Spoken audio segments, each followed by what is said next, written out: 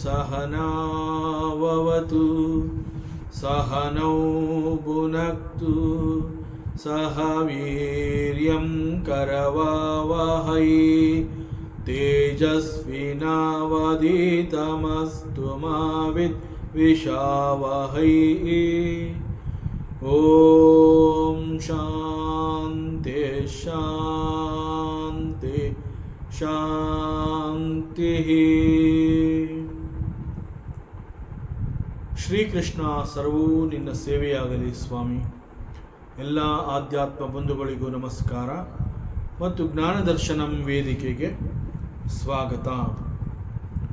ಧ್ವನಿ ಗುರುದೇವದಾಗಿರಲಿ, ವಿಚಾರ ಪರಮಾತ್ಮನದಾಗಿರಲಿ, ಹಾಗೂ ಇದು ನನ್ನದಲ್ಲದ ಕರ್ಮವಾಗಲಿ. ಅಷ್ಟಾವಕ್ರಗೀತ 6ನೇ ಅಧ್ಯಾಯ. ಜನಕ ಮಹಾರಾಜ ಗುರು ಅಷ್ಟಾವಕ್ರರಿಗೆ ತಿಳಿಸ್ತಾ ಇದ್ದಾನೆ,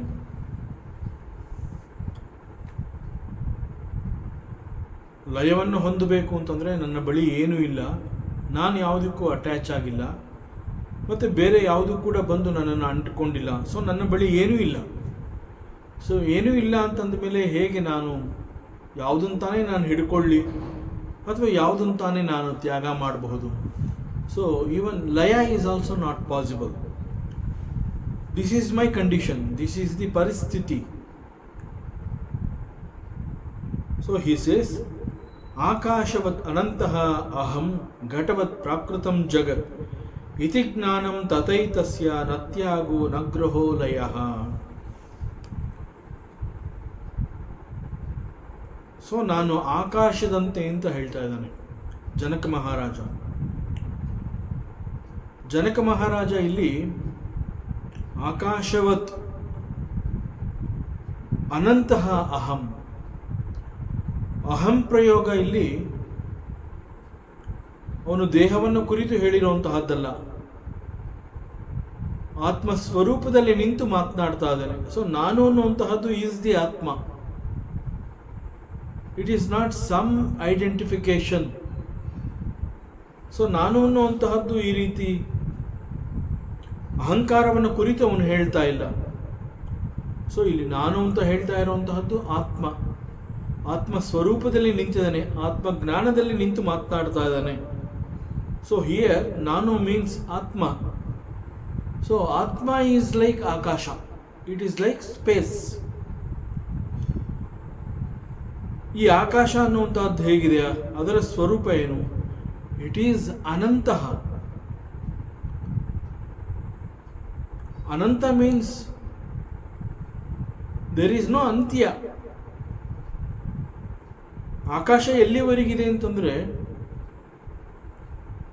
ಅದು ಇದ್ದೇ ಇದೆ, ಎಲ್ಲೆಲ್ಲೂ ಇದೆ, ಇರೋದೆಲ್ಲ ಅದೇ. ಸೊ ಆಕಾಶಕ್ಕೆ ಈ ರೀತಿ ಒಂದು ಬೌಂಡ್ರಿ ಅನ್ನುವಂತಹದ್ದೇ ಇಲ್ಲ. ನಾನು ಅನ್ನುವಂತಹ ಈ ಆತ್ಮ, I am so big. But ಇಲ್ಲಿ ಕಣ್ಣಿಗೆ ಕಾಣ್ತಾ ಇರುವಂತಹ ಈ ಪ್ರಪಂಚ, it is very small. It is like a small part. ಘಟವತ್ ಪ್ರಾಕೃತಂ ಜಗತ್, ಈ ಜಗತ್ತು ಅನ್ನುವಂತಹದ್ದು ಘಟವತ್, ಮಡಿಕೆಯಂತೆ, ಪ್ರಾಕೃತಂ, ಅದು ಇಟ್ ಈಸ್ ಅಪಿಯರಿಂಗ್. ಸೊ ನಾನು ಈಸ್ ಲೈಕ್ ಆಕಾಶ ಅಂಡ್ ದಿಸ್ ಜಗತ್ತು is like pot. This is the comparison.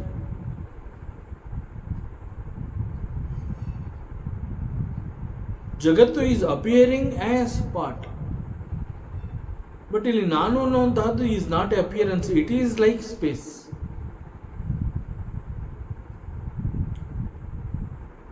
ಜಗತ್ತು ಈಸ್ ಲೈಕ್ ಪಾರ್ಟ್ ಅಂತ ಹೇಳಿದ್ರೆ ಅಲ್ಲಿ ಹೋಲಿಕೆ ಇದೆ.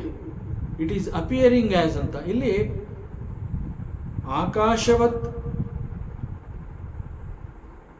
ಅನಂತೋಹಂ ಅಂತ ಹೇಳ್ತಾ ಇರುವಂತಹದ್ದು is not appearance, it is A comparison.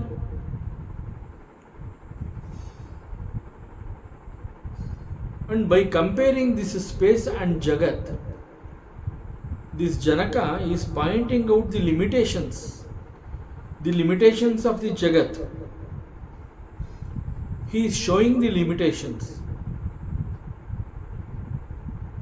But Akasha is Ananta, there is no limitation, it is unlimited, it is Ananta.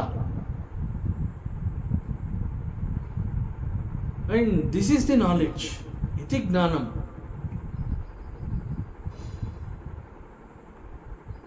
ಈ ರೀತಿ ವಸ್ತುಸ್ಥಿತಿ ಈ ರೀತಿ ಇದೆ. The reality is like this. So ವಸ್ತುಸ್ಥಿತಿ ಈ ರೀತಿ ಇದೆ ಅಂತಂದ ಮೇಲೆ ನಾ ಯಾವುದನ್ನು ತಾನೇ ಹಿಡಿದಿಟ್ಕೊಳ್ಳೋದಕ್ಕೆ ಸಾಧ್ಯ? ಅನಂತ ಅಂತಂದಾಗ it is so vast. In fact ಆಕಾಶ ಅನ್ನುವಂತಹದ್ದು ಎಲ್ಲವುಗಳಿಗೆ ಅವಕಾಶವನ್ನು ಕೊಟ್ಟಿದೆ. ನಾವು ಯಾವುದೆಲ್ಲವನ್ನ ಹೆಸರಿಸಬಹುದು ಅಂತಹ ಎಲ್ಲವುಗಳು ಕೂಡ ಆಕಾಶದಲ್ಲಿದೆ. ಈ ರೀತಿ ಆಕಾಶ ಎಲ್ಲವುಗಳಿಗೂ ಅವಕಾಶವನ್ನು ಕೊಟ್ಟಿದೆ. ಬಟ್ ಈ ಆಕಾಶ ಅನ್ನುವಂತಹದ್ದು ಎಲ್ಲವುಗಳಿಗೆ ಅವಕಾಶ ಕೊಟ್ಟಿದ್ರೂ ಕೂಡ nothing can touch Akash.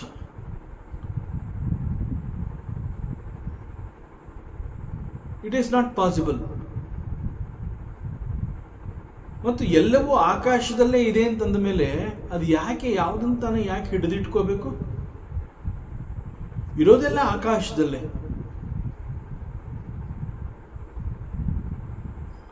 So ಯಾವುದನ್ನು ಹಿಡಿದಿಟ್ಕೊಳ್ಳೋ ಹಾಗಿಲ್ಲ, ಮತ್ತು ಯಾವುದನ್ನು ಹಿಡಿದಿಟ್ಕೊಳ್ಳೋಕ್ಕಾಗೋದಿಲ್ಲ ಅಂತಂದಮೇಲೆ ಅದೇ ರೀತಿ ನಾ ಯಾವುದನ್ನು ತ್ಯಜಿಸ್ಲಿ, ನಾನು ಯಾವುದು ನಂಗೆ ಅಂಟ್ಕೊಂಡೇ ಇಲ್ಲ.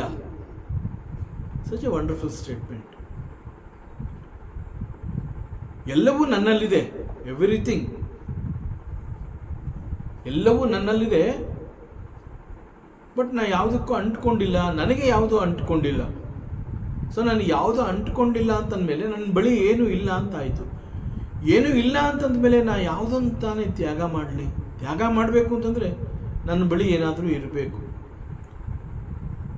ಸೊ ತ್ಯಜಿಸುವುದಕ್ಕಾಗಲಿ ಅಥವಾ ಹಿಡಿದಿಟ್ಕೊಳ್ಳುವುದಕ್ಕಾಗಲಿ ಅಥವಾ ಲಯ ಹೊಂದುವುದಕ್ಕಾಗಲಿ ದೆರ್ ಈಸ್ ನಥಿಂಗ್, ಯಾವುದೂ ಇಲ್ಲ.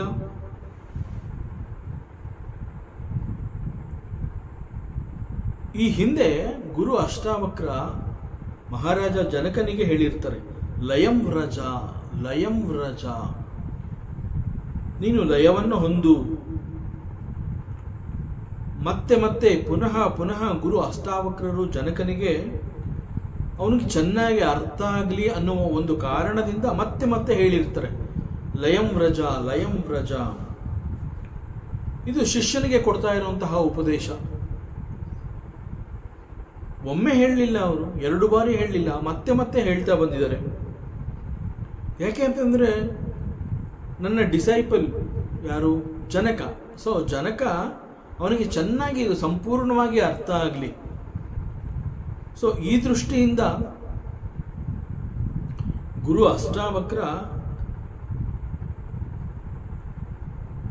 ಬಹಳ ಕರುಣೆಯಿಂದ ಅದ್ವೈತದ ಸ್ಥಿತಿಯಿಂದ ಶಿಷ್ಯನ ಲೆವೆಲ್ಗೆ, ಅಂತಂದರೆ ಅದ್ವೈತದ ಸ್ಥಿತಿಯಿಂದ ಕೆಳಗಿಳಿದು ಬಂದು ಶಿಷ್ಯ ಯಾವ ಸ್ಥಿತಿಲಿದ್ದಾನೆ ಅವನ ಮಟ್ಟದಲ್ಲಿ ನಾನು ಉಪದೇಶವನ್ನು ಕೊಡಬೇಕು.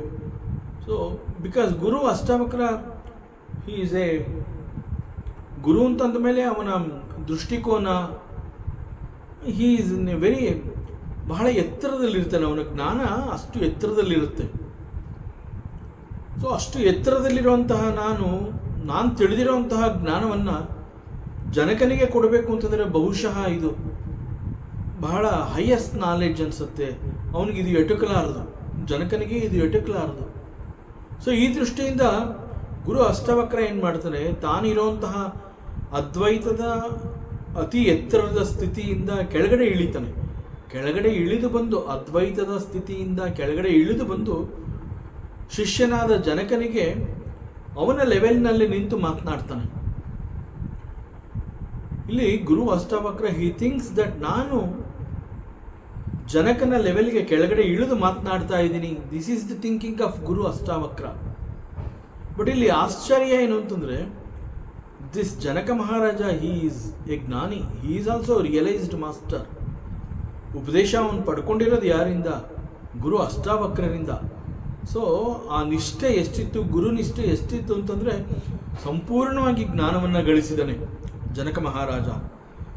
ಸೊ ಇಲ್ಲಿ ಗುರು ಶಿಷ್ಯನಿಗೆ ಅರ್ಥ ಆಗಲಿ ಅಂತ ಹೇಳಿ ಅದ್ವೈತದ ಸ್ಥಿತಿಯಿಂದ ಕೆಳಗಡೆ ಇಳಿದು ಬಂದು ನಾನು ಶಿಷ್ಯನ ಲೆವೆಲಲ್ಲಿ ನಿಂತು ಮಾತನಾಡ್ತಾ ಇದ್ದೀನಿ, ಅವನಿಗೀಗ ಸಂಪೂರ್ಣವಾಗಿ ಅರ್ಥವಾಗುತ್ತೆ ಅನ್ನೋಂತಹದ್ದು ಗುರುವಿನ ಭಾವ. ಬಟ್ ಇಲ್ಲಿ ಜನಕ ಮಹಾರಾಜ ಏನು ಮಾಡ್ತಾ ಇದ್ದಾನೆ ಅಂತಂದರೆ, ನನಗೆಲ್ಲ ಅರ್ಥ ಆಗಿರೋದ್ರಿಂದ ನಾನು ಅದ್ವೈತದ ಸ್ಥಿತಿಯಿಂದ 1 ಇಂಚು ಕೆಳಗಡೆ ಇಳಿಯೋದಿಲ್ಲ. See the beauty. So Janaka Maharaja he is there on the top of this Advaita Sthiti. So he is the knower of everything. He knows the reality. So he is there. He has established in that highest ಆ ಲೆವೆಲಲ್ಲಿ ನಿಂತು ಅವನು ಯೋಚನೆ ಮಾಡ್ತಾ ಇದ್ದಾನೆ. ಅದ್ವೈತದ ಸ್ಥಿತಿಯಿಂದ ಸ್ವಲ್ಪವೂ ಕೆಳಗಡೆ ಇಳಿಲಿಲ್ಲ. ನನಗೆ ಅರ್ಥ ಆಗ್ತಾ ಇದೆ ಗುರು, ನೀನು ಹೇಳ್ತಾ ಇರೋವಂತಹದ್ದು ನನಗೆ ಸಂಪೂರ್ಣವಾಗಿ ಮನವರಿಕೆ ಆಗ್ತಾ ಇದೆ, ನನಗೆ ಇದೆಲ್ಲವೂ ತಿಳಿದು ಬಂದಿದೆ. ಸೊ ಹೀಗೆ ಜನಕ ಮಹಾರಾಜ ಶುದ್ಧ ಸತ್ಯದಲ್ಲಿ ನಿಂತು ಮಾತನಾಡ್ತಾ ಇದ್ದಾನೆ. ಅವನು ಹೇಳ್ತಾನೆ, ಇಟ್ ಈಸ್ ನಾಟ್ ಪಾಸಿಬಲ್. ಯಾಕೆಂತಂದ್ರೆ ಗುರು ಏನು ಹೇಳ್ತಾ ಇದ್ದಾನೆ, ಅಷ್ಟಾವಕ್ರರು ಲಯವನ್ನು ಹೊಂದು ಅಂತ ಹೇಳ್ತಾ ಇದ್ದಾರೆ, ಲಯಂ ವ್ರಜ. ಸೊ ಯಾವ ಕಾರಣದಿಂದ ಗುರು ಹೇಳ್ತಾ ಇದ್ದಾರೆ ಅನ್ನುವಂತಹದ್ದನ್ನ ಸಂಪೂರ್ಣವಾಗಿ ಅರ್ಥೈಸಿಕೊಂಡಂತಹ ಜನಕ ಮಹಾರಾಜ ಹೇಳ್ತಾ ಇದ್ದಾನೆ, ಹೇ ಗುರು, ಇಟ್ ಈಸ್ ನಾಟ್ ಪಾಸಿಬಲ್. ಲಯವನ್ನು ಹೊಂದು ಅಂತ ನೀ ಹೇಳ್ತಾ ಇದೀಯಾ, ಹೇಗೆ ಲಯವನ್ನು ಹೊಂದೋದಕ್ಕೆ ಸಾಧ್ಯ? It is not possible. Because nothing is attached to me, or I am not attached to anything. I do not have anything with me as extra. So ನಾನು ಹೇಗೆ ಯಾವುದನ್ನು ನಾನು ತ್ಯಜಿಸಲಿ, ಅಥವಾ ಯಾವುದನ್ನು ನನ್ನ ಬಳಿ ಇಂಥದ್ದಿಲ್ಲ ಅಂತ ಹೇಳಿ ಯಾವುದನ್ನು ನಾನು ಹಿಡಿದಿಟ್ಕೊಳ್ಳೋದಕ್ಕೂ ಸಾಧ್ಯ ಇಲ್ಲ. ನನ್ನ ಹತ್ರ ಏನೋ ಇದೆ ಅಂತ ಹೇಳಿ ಅದನ್ನು ನನಗಿದು ಬೇಡ ಅಂತ ಹೇಳೋದಕ್ಕೆ ನಾನು ಯಾವುದೂ ಹಿಡಿದಿಟ್ಕೊಂಡಿಲ್ಲ. ಸೊ ಅದರಿಂದ ನಾನು ಯಾವುದನ್ನು ಕೂಡ ತ್ಯಾಗ ಮಾಡೋದಕ್ಕೆ ಸಾಧ್ಯ ಇಲ್ಲ. ದೆನ್ ಹೇಗೆ ನಾನು ಲಯವನ್ನು ಹೊಂದಲಿ? It is impossible. So this is the statement of Janaka Maharaja. So ಲಯವನ್ನು ಹೊಂದುವಂಥ ಗುರು ಅಷ್ಟಾವಕ್ರರು ಹೇಳಿದ್ರು ಕೂಡ ಲಯ ಹೊಂದುವಂತಹ ಮಾರ್ಗವನ್ನು ನೇರವಾಗಿ ತಿರಸ್ಕರಿಸ್ತಾ ಇದ್ದಾನೆ ಜನಕ ಮಹಾರಾಜ. ನಿರಾಕರಿಸ್ತಾನೆ. ತಿರಸ್ಕರಿಸೋದು ಅಲ್ಲ, ಇಟ್ ಈಸ್ ನಿರಾಕರಣೆ. ಇಲ್ಲ, it is not possible. So ಸಾಧ್ಯವೇ ಇಲ್ಲ ಅಂತ ಹೇಳ್ತಾ ಇದ್ದಾನೆ. ಯಾಕೆ ಆ ರೀತಿ ಹೇಳ್ತಾನೆ? ಆತ್ಮ means it is pure consciousness. ಆತ್ಮ means it is pure consciousness. See, when something is called as pure, ಅಲ್ಲಿ ದೇರ್ ಈಸ್ ನಥಿಂಗ್. ಬೇರೆ ಯಾವುದೋ ಬಂದು ಅದರ ಜೊತೆ ಅಂಟಿಕೊಂಡಿಲ್ಲ, ಯಾವುದೋ ಮತ್ತೊಂದು ಬಂದು ಅಲ್ಲಿ ಬೆರೆತಿಲ್ಲ. ಆತ್ಮ ಅಂತ ಹೇಳಿದಾಗ ಆತ್ಮನನ್ನ ಪ್ಯೂರ್ ಅಂತ ಹೇಳಿರೋದ್ರಿಂದ ಆತ್ಮನಲ್ಲದೆ ಬೇರೆ ಯಾವುದೋ ಮತ್ತೊಂದು ಬಂದು ಅಲ್ಲಿ ಬೆರೆತಿಲ್ಲ, ಅಥವಾ ಆತ್ಮ ಹೋಗಿ ಮತ್ತು ಇನ್ನೊಂದ್ರ ಜೊತೆ ಅದು ಸಿಕ್ಕಾಕೊಂಡಿಲ್ಲ. ಸೊ ಯಾವುದೋ ಬಂದು ಆತ್ಮನನ್ನು ಹೊಂದಿಲ್ಲ, ಅಥವಾ ಆತ್ಮ ಕೂಡ ಎಲ್ಲೋ ಹೋಗಿ ಸಿಕ್ಕಾಕೊಂಡಿಲ್ಲ. ಆತ್ಮ ಅಂತಂದರೆ ಇಟ್ ಈಸ್ ಆತ್ಮ. So it is very pure. ಆತ್ಮ is like pure consciousness. So ಆತ್ಮ means it is very pure. So ಅದು ಪ್ಯೂರ್ ಅಂತಂದ ಮೇಲೆ ಹೇಗೆ ಲಯವನ್ನು ಹೊಂದೋದಕ್ಕೆ ಸಾಧ್ಯ? ಈಗ ಒಂದು ದೊಡ್ಡ ಸಾಗರದಲ್ಲಿ ಕೆಲವೇ ಕ್ಷಣಗಳ ಕಾಲ ಈ ಐಸ್ ಕ್ಯೂಬ್ಸ್ ಅನ್ನುವಂತಹದ್ದು ತೇಲಬಹುದು. ಸಾಗರ ಮೀನ್ಸ್ ಅಗೇನ್ ಇಟ್ ಈಸ್ ಅನಂತ ಸಾಗರ, ಬಹಳ ವಿಶಾಲವಾಗಿರುತ್ತೆ ಸಾಗರ, ನೀರಿನ ರಾಶಿ. ಅಷ್ಟು ದೊಡ್ಡ ಸಾಗರದಲ್ಲಿ ನಾವೇನಾದರೂ ಕೆಲವು ಐಸ್ ಕ್ಯೂಬ್ಸ್ಗಳನ್ನ ಆ ಸಾಗರಕ್ಕೆ ಹಾಕಿದ್ರೆ, ನಾವು ಹಾಕಿದಂತಹ ಐಸ್ ಕ್ಯೂಬ್ಗಳು ಕೆಲವು ಕ್ಷಣಗಳ ಕಾಲ ಅಲ್ಲಿ ಸಾಗರದ ನೀರಿನಲ್ಲಿ ತೇಲಬಹುದು. ಅಥವಾ ಸಾಗರದಲ್ಲಿ ಬರ್ತಾ ಇರುವಂತಹ ಅಲೆಗಳ ಜೊತೆ ಸೇರಿಕೊಂಡು ಅಲೆಗಳು ಹೇಗೆ ಕುಣಿದಾಡುತ್ತೆ ಆ ರೀತಿ ಮಂಜಿನ ಗೆಡ್ಡೆಗಳು ಕೂಡ, ಐಸ್ ಕ್ಯೂಬ್ಸ್ಗಳು ಕೂಡ ಸ್ವಲ್ಪ ಹೊತ್ತು ಕುಣಿಬಹುದು. ಆದರೆ ಕೆಲವು ಕ್ಷಣಗಳು ಕಳೆದ ನಂತರ ಅಲ್ಲಿ you cannot see the ice cubes. ಅಲ್ಲಿ ಐಸ್ ಕ್ಯೂಬ್ಸ್ಗಳು ಅನ್ನುವಂಥದ್ದು ಸಂಪೂರ್ಣವಾಗಿ ಕರಗಿ ನೀರಿನಲ್ಲಿ ಒಂದಾಗಿ ಬೆರೆತು ಹೋಗಿರುತ್ತೆ. ಆಗ ಅಲ್ಲಿ ಇದು ಐಸ್ ಕ್ಯೂಬು, ಇದು ಸಾಗರದ ನೀರು ಅಂತ ಹೇಳಿ ಎರಡನ್ನ ನಾವು ಗುರುತಿಸೋದಕ್ಕೆ ಸಾಧ್ಯ ಇಲ್ಲ. ಅಲ್ಲಿ ಎರಡು ಇಲ್ಲ. ಇಷ್ಟು ದೊಡ್ಡ ಸಾಗರದಲ್ಲಿ ಐಸ್ ಕ್ಯೂಬ್ಸ್ನ ಬೆರೆಸಿದಾಗ ಕೆಲವು ಕ್ಷಣಗಳ ಕಾಲ ನಾವು ಅದನ್ನು ಗುರುತಿಸಬಹುದು, ಇದು ಸಾಗರದ ನೀರು, ಇದು ಐಸ್ ಕ್ಯೂಬ್ಸ್ ಅಂತ. ಬಟ್ ಕ್ರಮೇಣ ಅಲ್ಲಿ ಐಸ್ ಕ್ಯೂಬ್ಸ್ಗಳು ಕರಗಿ ಸಾಗರದಲ್ಲಿ ಒಂದಾಗಿ ಹೋಗುತ್ತೆ. ಒಂದಾಗಿ ಹೋದಾಗ ಅಲ್ಲಿವರೆಗೆ ಕುಣಿತಾ ಇದ್ದಂತಹ ಐಸ್ ಕ್ಯೂಬ್ಸ್ಗಳು ಎಲ್ಲೋಯಿತು? ಅಲೆಗಳ ಜೊತೆ ಅಲೆಗಳ ಸಮಕ್ಕೆ ಅದು ಕುಣಿದಾಡ್ತಾ ಇತ್ತು, ನೀರಿನಲ್ಲಿ ತೇಲ್ತಾ ಇತ್ತು. ಇವೆಲ್ಲವನ್ನ ನಾನು ನೋಡಿದೆ. ಎಸ್, ಕೆಲವು ಕ್ಷಣಗಳ ಕಾಲ ನೀನು ನೋಡಬಹುದು, that's all. So what happen? It becomes one. ಇದು ಐಸ್ ಕ್ಯೂಬು, ಇದು ಸಾಗರದ ನೀರು ಅಂತ ಅಲ್ಲಿ ಎರಡು ಇಲ್ಲ, ಇರೋದು ಒಂದೇ.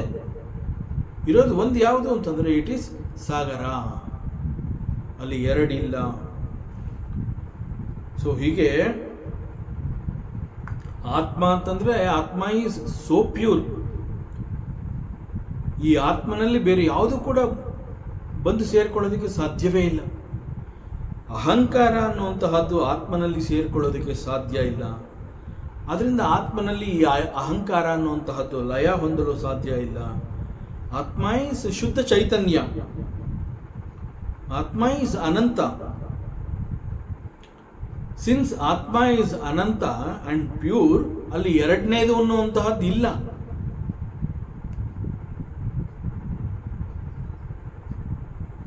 ಈ ರೀತಿ ಜನಕ ಮಹಾರಾಜ ಇಂತಹ ಜ್ಞಾನವನ್ನ ಹೊಂದಿರುವ ಕಾರಣದಿಂದ ಗುರು ಅಷ್ಟಾವಕ್ರರು ಲಯವನ್ನು ಹೊಂದು ಅಂತ ಹೇಳ್ತಾ ಇದ್ರು ಕೂಡ ಗುರುವಿನ ಆರ್ಭಟವನ್ನ ಶಿಷ್ಯನಾದ ಜನಕ ಶಾಂತಗೊಳಿಸ್ತಾನೆ.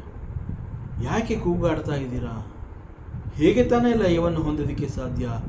ಇಟ್ ಈಸ್ ನಾಟ್ ಪಾಸಿಬಲ್ ಅಂತ ಹೇಳಿ ಗುರುವನ್ನ ಶಾಂತಗೊಳಿಸ್ತಾ ಇದ್ದಾನೆ. ಎಷ್ಟೇ ನೀವು ಉಪದೇಶ ಮಾಡಿದ್ರೂ ಕೂಡ ಲಯ ಹೊಂದೋದಕ್ಕೆ ಆಗದೇ ಇರುವಂತಹ ಪರಿಸ್ಥಿತಿ ಇದು. ಲಯವನ್ನು ಹೊಂದಬೇಕು ಅಂತಂದ್ರೆ ಅಲ್ಲಿ ಎರಡಿರಬೇಕು. ಒಂದರಲ್ಲಿ ಒಂದು ಹೋಗಿ ಮರ್ಜ್ ಆಗಬೇಕು ಅಂತಂದ್ರೆ ಅಲ್ಲಿ ಎರಡು ಇರಬೇಕು. ಅಲ್ಲಿ ಎರಡು ಇಲ್ಲವಲ್ಲ. I am not saying the second ಇನ್ನೊಂದಿದೆ ಅನ್ನೋಂತಹದ್ದು, ಆ ಸೆಕೆಂಡರಿ ಐಟಮ್ ಅನ್ನೋಂತಹದ್ದನ್ನ ಐ ಆಮ್ ನಾಟ್ ಸೀಯಿಂಗ್. ಆತ್ಮಲ್ಲಿ ಯಾವುದು ಬಂದು ಸೇರ್ಕೊಂಡಿಲ್ಲ. ಅಹಂಕಾರ cannot come and mix with this ಆತ್ಮ. ಸೊ ಅಲ್ಲಿ ಹೇಗೆ ತಾನೇ ಲಯ ಹೊಂದೋದಕ್ಕೆ ಸಾಧ್ಯ? ಸೊ ಜನಕ ಮಹಾರಾಜ ಗುರು ಅಷ್ಟಾವಕ್ರರ ಈ ಒಂದು ಉಪದೇಶವನ್ನು ನಿರಾಕರಿಸ್ತಾರೆ. ಇಟ್ ಈಸ್ ನಾಟ್ ಪಾಸಿಬಲ್ ಅಂತ ಹೇಳ್ತಾರೆ. ಅಂಡ್ ಜನಕ ಮಹಾರಾಜ ಮತ್ತೊಂದು ಹೆಜ್ಜೆ ಮುಂದೆ ಹೋಗಿ ಅಷ್ಟಾವಕ್ರರಿಗೆ ಹೇಳ್ತಾರೆ, ಹೇ ಗುರು ಆಚಾರ್ಯ, ನೀ ಹೇಳ್ತಾ ಇರೋಂತಹದ್ದು ನಾನು ಕೇಳಿಸ್ಕೊತಾ ಇದ್ದೀನಿ. I am listening to you. ನೀವು ಹೇಳಿರೋಂತಹದ್ದನ್ನು ಕೇಳಿದ ನಂತರದಲ್ಲಿ ನಾನು ಕೂಡ ಪ್ರಯತ್ನ ಪಟ್ಟೆ. I tried. ಆಮೇಲೆ ಗೊತ್ತಾಯಿತು, ಆಕಾಶವತ್ ಅನಂತಹ ಅಹಂ. ಕ್ರಮೇಣ ನನಗೆ ಏನು ಗೊತ್ತಾಯಿತು ಅಂತಂದ್ರೆ ಸತ್ಯ ಏನು ಅನ್ನೋದು ಗೊತ್ತಾಯಿತು. ನೀವು ಹೇಳ್ತಾ ಇದ್ದೀರಾ ಲಯವನ್ನು ಹೊಂದು ಅಂತ, but I came to understand ಆಕಾಶವತ್ ಅನಂತಹ ಅಹಂ. So here Janaka Maharaja is a ವಿವೇಕಿ. ಆ ಸ್ಥಾನದಲ್ಲಿ ಅವನು ನಿಂತಿದ್ದಾನೆ. ಹಿ ಈಸ್ ಅನುಭವಿ, he is a realised master. Since he is the knower of the truth, ಎಲ್ಲ ಪ್ರಿಪರೇಷನ್ಸ್ಗಳು ಆಗಿ ಹೋಗಿದೆ ಜನಕ ಮಹಾರಾಜರಲ್ಲಿ. ಹಿ ಹ್ಯಾಸ್ ಡಿಸಾಲ್ವ್ಡ್ ದಿ ಪಂಚಭೂತಾಸ್ in the space. Since he has dissolved the Panchabhutas in the space, because of that only he is making a statement, Akashavat Anantaha Aham.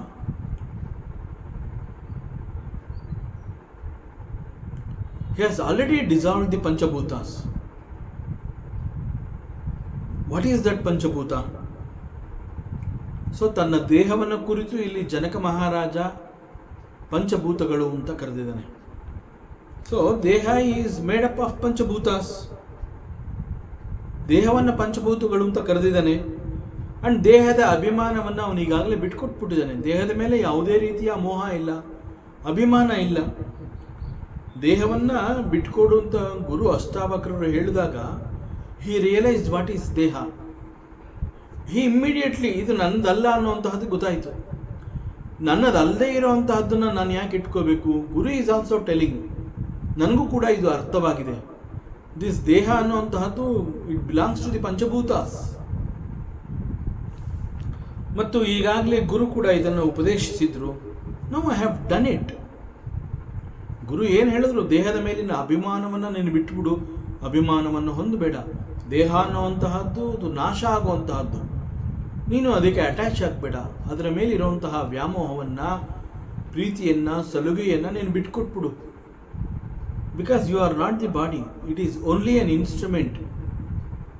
ಅದು ನಿನಗೆ ಸಿಕ್ಕಿರುವಂತಹ ಒಂದು ಉಪಕರಣ ಅದು.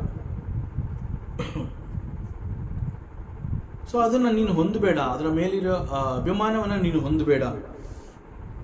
ಸೊ ಗುರು ಅಷ್ಟಾವಕ್ರರ ಮಾತು ಅವನಿಗೆ ಅರ್ಥ ಆಗಿದೆ. ಅದರಿಂದ ಜನಕ ಮಹಾರಾಜ ಹೇಳ್ತಾನೆ, ಎಸ್ ಹೇ ಗುರುದೇವ, ನೀವು ಹೇಳಿದ್ದು ನಾನು ಕೇಳಿಸ್ಕೊಂಡ್ರೆ, ನೀವು ಹೇಳಿದ್ದೆಲ್ಲ ನಂಗೆ ಅರ್ಥ ಆಗಿದೆ. ಆ್ಯಂಡ್ ಐ ಟ್ರೈಡ್ ಇಟ್ ಅಂತಂದರೆ ಯಾವುದು? ದೇಹ ನನ್ನದಲ್ಲ ಅನ್ನುವಂತಹದ್ದು ಅವನಿಗೆ ಗೊತ್ತಾಗಿದ್ದರಿಂದ ಪ್ರಯತ್ನಪಟ್ಟು ಆ ಸತ್ಯವನ್ನು ತಿಳಿದು ಅವನು ಹೇಳ್ತಾ ಇದ್ದಾನೆ, ನಾನು ಈಗಾಗಲೇ ದೇಹದ ಮೇಲಿನ ಅಭಿಮಾನವನ್ನು ಬಿಟ್ಕೊಟ್ಬಿಟ್ಟಿದ್ದೀನಿ. ಐ ಹ್ಯಾವ್ ಡಿಸಾಲ್ವ್ಡ್ ದಿ ಪಂಚಭೂತಾಸ್ in the space. And he calls his own deha, that is Panchabhuta. See, that is the understanding of Janaka Maharaja. So, ದೇಹದ ಅಭಿಮಾನವನ್ನು ನಾನು ಸಂಪೂರ್ಣವಾಗಿ ಬಿಟ್ಕೊಟ್ಬಿಟ್ಟಿದ್ದೀನಿ. ದೇಹ ಬಿಲಾಂಗ್ಸ್ ಟು ದಿ ಪಂಚಭೂತಾಸ್. ಸೊ ದೇಹದ ಮೇಲಿನ ಅಭಿಮಾನ ಈ ರೀತಿ ಪುಡಿಯಾದ ಕಾರಣದಿಂದ it is possible for me that I have dissolved it into the space. This is a very bold statement of Janaka Maharaja.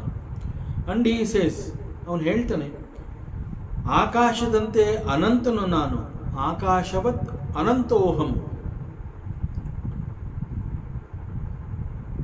ಈ ರೀತಿ ಒಬ್ಬ ಗುರು ಹೇಳಿರುವಂತಹದ್ದನ್ನು ಅರ್ಥ ಮಾಡಿಕೊಂಡು ಶಿಷ್ಯನಾದವನು ಸಂಪೂರ್ಣವಾಗಿ ಅದನ್ನು ಪರಿಪಾಲಿಸುವಂತಹ ಕೆಲಸವನ್ನು ಮಾಡ್ತಾನಲ್ಲ, this is called spiritual practice. Just knowing something is not spirituality. Knowing something is gnana. And a sadhaka, he must establish himself in that gnana. He must abide in that truth.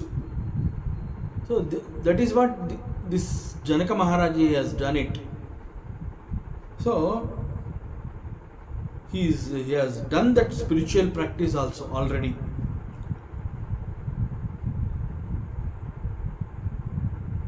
ಕೆಲವೊಂದು ಸತ್ಯಗಳು ಅದು ನಿಷ್ಠುರವಾಗಿದ್ದರೂ ಕೂಡ ಸಾಮಾನ್ಯ ಮನುಷ್ಯರು ಕೂಡ ಅದನ್ನು ಅರ್ಥ ಮಾಡ್ಕೋತಾರೆ, follow ಮಾಡ್ತಾರೆ, ಇಲ್ಲ ದಟ್ ಈಸ್ ಡಿಫರೆಂಟ್. ಬಟ್ ಅನೇಕ ಸತ್ಯಗಳು, ವೇದಾಂತ ತಿಳಿಸುವಂತಹ ಅನೇಕ ಸತ್ಯಗಳು ಪ್ರತಿಯೊಬ್ಬ ಸಾಮಾನ್ಯನನ್ನು ಅದು ಹೋಗಿ ತಲುಪತ್ತೆ, ಅವನಿಗೆ ಅರ್ಥ ಆಗುತ್ತೆ. ಕೆಲವೊಂದು ಸತ್ಯಗಳು ಬಹಳ ಸರಳವಾಗಿರೋದ್ರಿಂದ ಅವುಗಳು ಅರ್ಥ ಆಗುತ್ತೆ. ಆದರೆ ಅರ್ಥ ಆಗುವಂತಹದ್ದು ಸರಳವಾಗಿರುತ್ತೆ, ಅನುಷ್ಠಾನಕ್ಕೆ ತರುವಂತಹದ್ದು ಕಷ್ಟವಾಗಿರುತ್ತೆ. That is different. ಬಟ್ ಏನು ಅಂತಂದರೆ, ಕೆಲವೊಂದು ಸತ್ಯಗಳು ಸಾಮಾನ್ಯ ಮನುಷ್ಯನಿಗೂ ಕೂಡ ಬಹಳ ಸುಲಭವಾಗಿ ಅರ್ಥ ಆಗಿರುತ್ತೆ.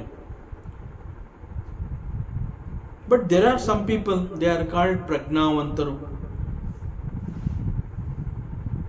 ಈ ಪ್ರಜ್ಞಾವಂತರು ಅಂತ ನಾವು ಯಾರನ್ನ ಕರಿತೀವಿ ಅಂತಹ ಹೆಚ್ಚಿನ ಜನಗಳಲ್ಲಿ ಅಹಂ ಜಾಗೃತವಾಗಿರುತ್ತೆ. ಅಷ್ಟು ಸುಲಭವಾಗಿ ಅವರು ಕೆಲವುಗಳನ್ನು ಒಪ್ಕೊಳ್ಳೋದಿಲ್ಲ. ಯಾಕೆಂತಂದ್ರೆ ಒಪ್ಕೊಂಡ್ರೆ ಎಲ್ಲಿ ಅದು ನನ್ನ ಅಹಂಗೆ ಧಕ್ಕೆ ಉಂಟು ಮಾಡುತ್ತೋ ಅನ್ನುವಂತಹ ಒಂದು ರೀತಿಯ ವಿಲಕ್ಷಣ ಭಯ. They are called intellectuals. ಅವರು ಸೊಸೈಟಿನಲ್ಲಿ ತಮ್ಮನ್ನ ಯಾವ ರೀತಿ ಗುರುತಿಸ್ಕೊಂಡಿರ್ತಾರೆ ಅಂತಂದ್ರೆ, ನಾನೊಬ್ಬ ಪ್ರಜ್ಞಾವಂತ, ನಾನೊಬ್ಬ ಬುದ್ಧಿವಂತ. ಈ ಸಮಾಜದಲ್ಲಿ ಅನೇಕ ಬೇರೆ ಬೇರೆ ಜನಗಳನ್ನು ಕಂಪೇರ್ ಮಾಡಿದ್ರೆ ನಾನು ಅವರುಗಳಲ್ಲಿ ಪಾಂಡಿತ್ಯವನ್ನು ಸಂಪಾದನೆ ಮಾಡಿರುವಂತಹವನು, ಶಾಸ್ತ್ರ ಗ್ರಂಥಗಳನ್ನು ಓದಿರುವಂತಹವನು. ಸೊ ನನಗೆ ಉಪನಿಷತ್ಗಳ ಪರಿಚಯ ಇದೆ, ಶಾಸ್ತ್ರ ಗ್ರಂಥಗಳು ಗೊತ್ತು, ನಾನು ವಿಚಾರಗಳನ್ನು ವಿಮರ್ಶೆ ಮಾಡುವಂತಹವನು. ಸೊ ನಾನು ನಾನು ನಾನು ಅನ್ನುವಂತಹದ್ದು ಅವರಲ್ಲಿ ಜಾಗೃತವಾಗಿರುತ್ತೆ. ಅನೇಕಗಳನ್ನು ಅವರು ತಿಳ್ಕೊಂಡಿರ್ತಾರೆ ನಿಜ. ಬಟ್ ಆದರೆ ಕೆಲವೊಂದು ಸತ್ಯಗಳನ್ನು ಅವ್ರಿಗೆ ಅರ್ಥ ಆಗಿ, ಸಾಮಾನ್ಯರಿಗೆ ಹೇಗೆ ಅರ್ಥ ಆಗಿರುತ್ತೆ ಪ್ರಜ್ಞಾವಂತರಿಗೂ ಅರ್ಥ ಆಗಿರುತ್ತೆ. ಸಾಮಾನ್ಯರನ್ನೇ ಅದು ತಲುಪಿರುತ್ತೆ ಅಂತಂದಮೇಲೆ ದೆರ್ ಈಸ್ ನೋ ಡೌಟ್ ಒಬ್ಬ ಪ್ರಜ್ಞಾವಂತ ಕೂಡ ಅದನ್ನು ತಿಳ್ಕೊಂಡಿರ್ತಾನೆ. ಆದರೆ ದೀಸ್ ಪ್ರಜ್ಞಾವಂತಾಸ್ who are backed up by the ಅಹಂಕಾರಾಸ್, ಅವರೇನು ಮಾಡ್ತಾರೆ, ಅನೇಕ ಅಂತಹ ಸತ್ಯಗಳನ್ನು ಒಪ್ಕೊಳ್ಳೋದಿಲ್ಲ. ಒಪ್ಕೊಂಡ್ರೆ ಒಂದು ರೀತಿಯಲ್ಲಿ ನನಗೆ ಸಾಮಾನ್ಯನಿಗೆ ಏನು ವ್ಯತ್ಯಾಸ ಅನ್ನುವಂತಹ ಒಂದು ಗರ್ವ ಅವರಲ್ಲಿ ಅಡ್ಡ ಬರುತ್ತೆ. ಸೊ ಅವರು ಅದನ್ನು ತೋರಿಸ್ಕೊಡೋದಿಲ್ಲ. ಬಹಳ ಗಂಭೀರವಾಗಿ ಸೊಸೈಟಿನಲ್ಲಿ ನಾನು ನನ್ನದು ಅನ್ನೋದನ್ನು ಯಾವ ರೀತಿಯಲ್ಲಿ ಮೇಂಟೈನ್ ಮಾಡಬೇಕೋ ಆ ರೀತಿಯಲ್ಲಿ ಮೇಂಟೈನ್ ಮಾಡ್ಕೊಂಡು ಹೋಗ್ತಾರೆ, ಒಪ್ಕೊಳ್ಳೋದಿಲ್ಲ. ಫಾರ್ ಎಕ್ಸಾಂಪಲ್, ಗೋಕುಲಾಷ್ಟಮಿ ದಿವಸ ಪರಮಾತ್ಮ ಶ್ರೀಕೃಷ್ಣನ ಪೂಜೆ ಮಾಡುವಂತಹ ಒಂದು ಸತ್ಸಂಪ್ರದಾಯ. ಆ ದಿನ ಏನು ಮಾಡ್ತಾರೆ, ಕೃಷ್ಣನಿಗೆ ವಿಧ ವಿಧವಾದ ರೀತಿಯ ಅಲಂಕಾರಗಳನ್ನು ಮಾಡ್ತಾರೆ. ಅವನ ಅನೇಕ ಮೂರ್ತಿಗಳನ್ನು ಇಡ್ತಾರೆ. ಒಂದೊಂದು ಮೂರ್ತಿಗೂ ಒಂದೊಂದು ರೀತಿಯ ಅಲಂಕಾರ. ಎಲ್ಲಿ ನೋಡಿದ್ರು ಕೃಷ್ಣ, ಪುಟ್ಟ ಕೃಷ್ಣ, ದೊಡ್ಡ ಕೃಷ್ಣ, ಗೀತೆಯನ್ನು ಉಪದೇಶ ಮಾಡ್ತಾ ಇರುವಂತಹ ಕೃಷ್ಣ, ಹೀಗೆ ಪ್ರದರ್ಶನ ಮಾಡಿರ್ತಾರೆ, ಪೂಜೆ ಮಾಡಿರ್ತಾರೆ. ಎಲ್ಲೋ ಒಂದು ಕಡೆ ಬಾಲಕೃಷ್ಣನನ್ನು ನೋಡಿದಾಗ ಬಹಳ ಮುದ್ದಾಗಿ ಕಾಣ್ತಾ ಇದ್ದಾನೆ, ಎಷ್ಟು ಸುಂದರವಾಗಿದ್ದಾನೆ, ಈ ಅಲಂಕಾರ ಅವನಿಗೆ ಎಷ್ಟು ಚೆನ್ನಾಗಿ ಒಪ್ಪತ್ತೆ ಅಂತ ಹೇಳಿ ಅನೇಕ ಜನಗಳು ಬಂದು ಅಂತಹ ಮುದ್ದಾದ ಶ್ರೀಕೃಷ್ಣನನ್ನು ನೋಡಿ ಕಣ್ತುಂಬಿಕೊಂಡು ಭಾವಪರವಶಕ್ಕೆ ಒಳಗಾಗ್ತಾರೆ. ಅವ್ರ ಹಿಂದೆ ಏನು ಇಂತಹ ಕೃಷ್ಣನ ನೋಡಿರ್ಲಿಲ್ವಾ? ನೋಡಿರೋದ್ರಿಂದಲೇ ಈಗಲೂ ಅವ್ರು ಗುರುತಿಸಿರೋದು. ಸೊ ಅವಾಗಲೂ ಇಷ್ಟಪಟ್ಟಿದ್ರು, ಈಗಲೂ ಇಷ್ಟಪಡ್ತಾ ಇದ್ದಾರೆ. ಯಾಕೆ ಅಂತಂದರೆ ಮುದ್ದು ಕೃಷ್ಣ, ಪುಟ್ಟು ಕೃಷ್ಣ ಬಹಳ ಮುದ್ದಾಗಿ ಕಾಣ್ತಾ ಇದ್ದಾನೆ. ಜೊತೆಗೆ ಇವತ್ತು ಗೋಕುಲಾಷ್ಟಮಿ, ಅದೊಂದು ಸ್ಪೆಷಲ್ ಎಫೆಕ್ಟ್. ಸೊ ಇವತ್ತು ಗೋಕುಲಾಷ್ಟಮಿ ಮತ್ತು ಇಂತಹ by nature Krishna is very ಮುದ್ದು.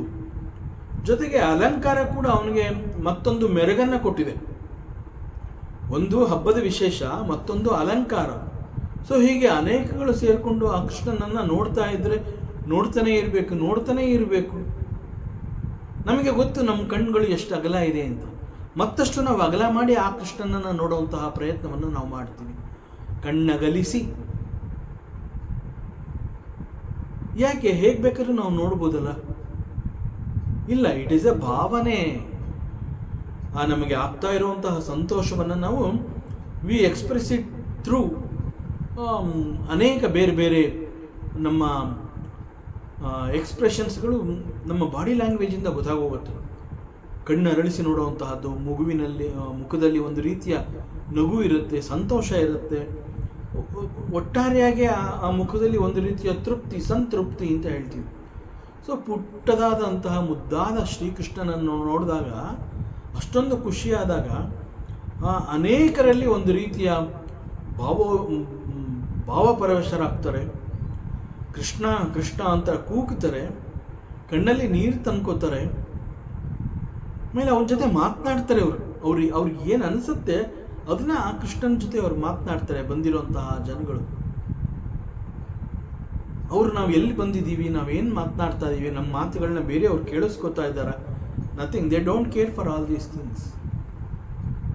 ಬಿಕಾಸ್ ಅವರಿಗೆ ಆ ಕೃಷ್ಣನನ್ನು ನೋಡಿದಾಗ ಆ ರೀತಿ ಭಾವಾವೇಶಕ್ಕೆ ಒಳಗಾಗಿರ್ತಾರೆ. ಕೃಷ್ಣನನ್ನು ಪರಿಪರಿಯಾಗಿ ಅವರು ಆನಂದಿಸ್ತಾರೆ. They celebrate. ಹೋ ಕೃಷ್ಣ, ಹೇ ಕೃಷ್ಣ, ಮುದ್ದು ಕೃಷ್ಣ ಹಾಡು ಹೇಳ್ತಾರೆ, ಕುಣಿತಾರೆ, ಅಳುತ್ತಾರೆ, ನಗುತ್ತಾರೆ, ಕಣ್ಣಲ್ಲಿ ನೀರು ತಂದ್ಕೋತಾರೆ. It's all possible. It is called ಭಾವಾವೇಶ. ಆ ಭಾವನೆಗೆ ಒಳಗಾಗಿರ್ತಾರೆ. ಸಾಮಾನ್ಯ ಮನುಷ್ಯರು ಇದೆಲ್ಲ ಈ ರೀತಿಯ ಒಂದು ರೀತಿಯ ಭಾವನೆಗೆ ಒಳಗಾಗುವಂತಹವರು ಬಹಳ ಸಾಮಾನ್ಯವಾದ ಮನುಷ್ಯರು. ಅದೇ ಫಂಕ್ಷನಲ್ಲಿ, ಅದೇ ಗೋಕುಲಾಷ್ಟಮಿಗೆ ಅವರಂತೆಯೇ ಅನೇಕ ಇಂಟೆಲೆಕ್ಚುಯಲ್ಸ್ಗಳು ಕೂಡ ಬಂದಿರ್ತಾರೆ. ಅವರು ಕೂಡ ಕೃಷ್ಣನನ್ನು ನೋಡ್ತಾರೆ. ಸಾಮಾನ್ಯ ಮನುಷ್ಯರು ನಮ್ಮ ಕಣ್ಣಿಗೆ ಹೇಗೆ ಪರಮಾತ್ಮ ಕಂಡ ಅವ್ರಿಗೂ ಅದೇ ರೀತಿ ಕಂಡಿರ್ತಾನೆ. ಆದರೆ ನಾವುಗಳೆಲ್ಲ ಭಾವಾವೇಶಕ್ಕೆ ಒಳಗಾಗಿರ್ತೀವಿ, ಕಿರಿಚಿರ್ತೀವಿ, ಹತ್ತಿರ್ತೀವಿ, ನಕ್ಕಿರ್ತೀವಿ, ಮಾತನಾಡಿರ್ತೀವಿ. ಬಟ್ ನಮ್ಮ ಜೊತೆ ಬಂದಿರುವಂತಹ ಕೆಲವು ಇಂಟೆಲೆಕ್ಚುಯಲ್ಸ್ಗಳು ಪರಮಾತ್ಮನನ್ನು ನೋಡಿ ಗಂಭೀರವಾಗಿ ಹಿಂಗಿರ್ತಾರೆ. ಮುಖದಲ್ಲಿ ಯಾವುದೇ ಒಂದು ಉದ್ವೇಗವನ್ನು ತೋರಿಸೋದಿಲ್ಲ, ಬಾಯ್ಬಿಟ್ಟು ಏನೂ ಒಂದು ಮಾತಾಡೋದಿಲ್ಲ. Not even a single word, ಯಾವುದೇ ಒಂದೇ ಒಂದು ಮಾತನ್ನು ದೇ ವಿಲ್ ನಾಟ್ ಅಟ್ಟರ್. ಏನೊಂದು ಮಾತನಾಡೋದಿಲ್ಲ. ಎಲ್ಲಿ ಮಾತನಾಡಿದ್ರೆ ನನ್ನನ್ನು ಪ್ರಜ್ಞಾವಂತ ಅಂತ ಗುರುತಿಸಿರುವಂತಹ ಈ ಸಮಾಜ ಬೇರೊಂದು ರೀತಿಯಲ್ಲಿ ಏನಾದ್ರು ನೋಡ್ಬಿಟ್ರೆ, ಸೊ ಇವರೆಲ್ಲ ಇಷ್ಟು ಜನಗಳ ಎದುರಿಗೆ ನಾನು ಕಣ್ಣಲ್ಲಿ ನೀರು ಹಾಕೊಳ್ಳುವಂತಹದ್ದ ಸಾಧ್ಯವೇ ಇಲ್ಲ. ಸೊ ಅವರಲ್ಲಿ ಯಾವುದು ಅವ್ರನ್ನ ಈ ರೀತಿ ತಡೀತಾ ಇದೆ? ಅವ್ರಿಗೂ ಕೂಡ ಪರಮಾತ್ಮ ಶ್ರೀಕೃಷ್ಣ ಅಷ್ಟೊಂದು ಮುದ್ದಾಗಿ ಕಂಡ್ರೂ ಕೂಡ they are not expressing. So what is that it is stopping in them? It is the I, ಅಹಂಕಾರ. ಬಿಕಾಸ್ ಅಂತಹವರುಗಳಲ್ಲಿ ಈ ಅಹಂಕಾರ, ಐ ಅನ್ನುವಂತಹದ್ದು ಬಹಳ ಸ್ಟ್ರಾಂಗ್ ಆಗಿರುತ್ತೆ, ಬಹಳ ಗಟ್ಟಿಯಾಗಿರುತ್ತೆ. ಸೊ ದೀಸ್ ಪೀಪಲ್ ಆರ್ ಒಂದು ರೀತಿಯಲ್ಲಿ ಇಂಟೆಲಿಜೆಂಟ್ಲಿ ದೇ ಆರ್ ಮಿಸರಬಲ್. ಅವ್ರಿಗೆ ಅನಿಸಿದ್ರೂ ಕೂಡ ಆ ರೀತಿ ಎಕ್ಸ್ಪ್ರೆಸ್ ಮಾಡೋದಕ್ಕೆ ಆಗೋದಿಲ್ಲ. ಅವರ ಯೋಚನೆಗಳ ಸುಳಿಯಲ್ಲಿ ಒಂದು ರೀತಿಯಲ್ಲಿ ಅವರೇ ಬಂದಿಯಾಗಿ ಹೋಗಿರ್ತಾರೆ. This is called miserable.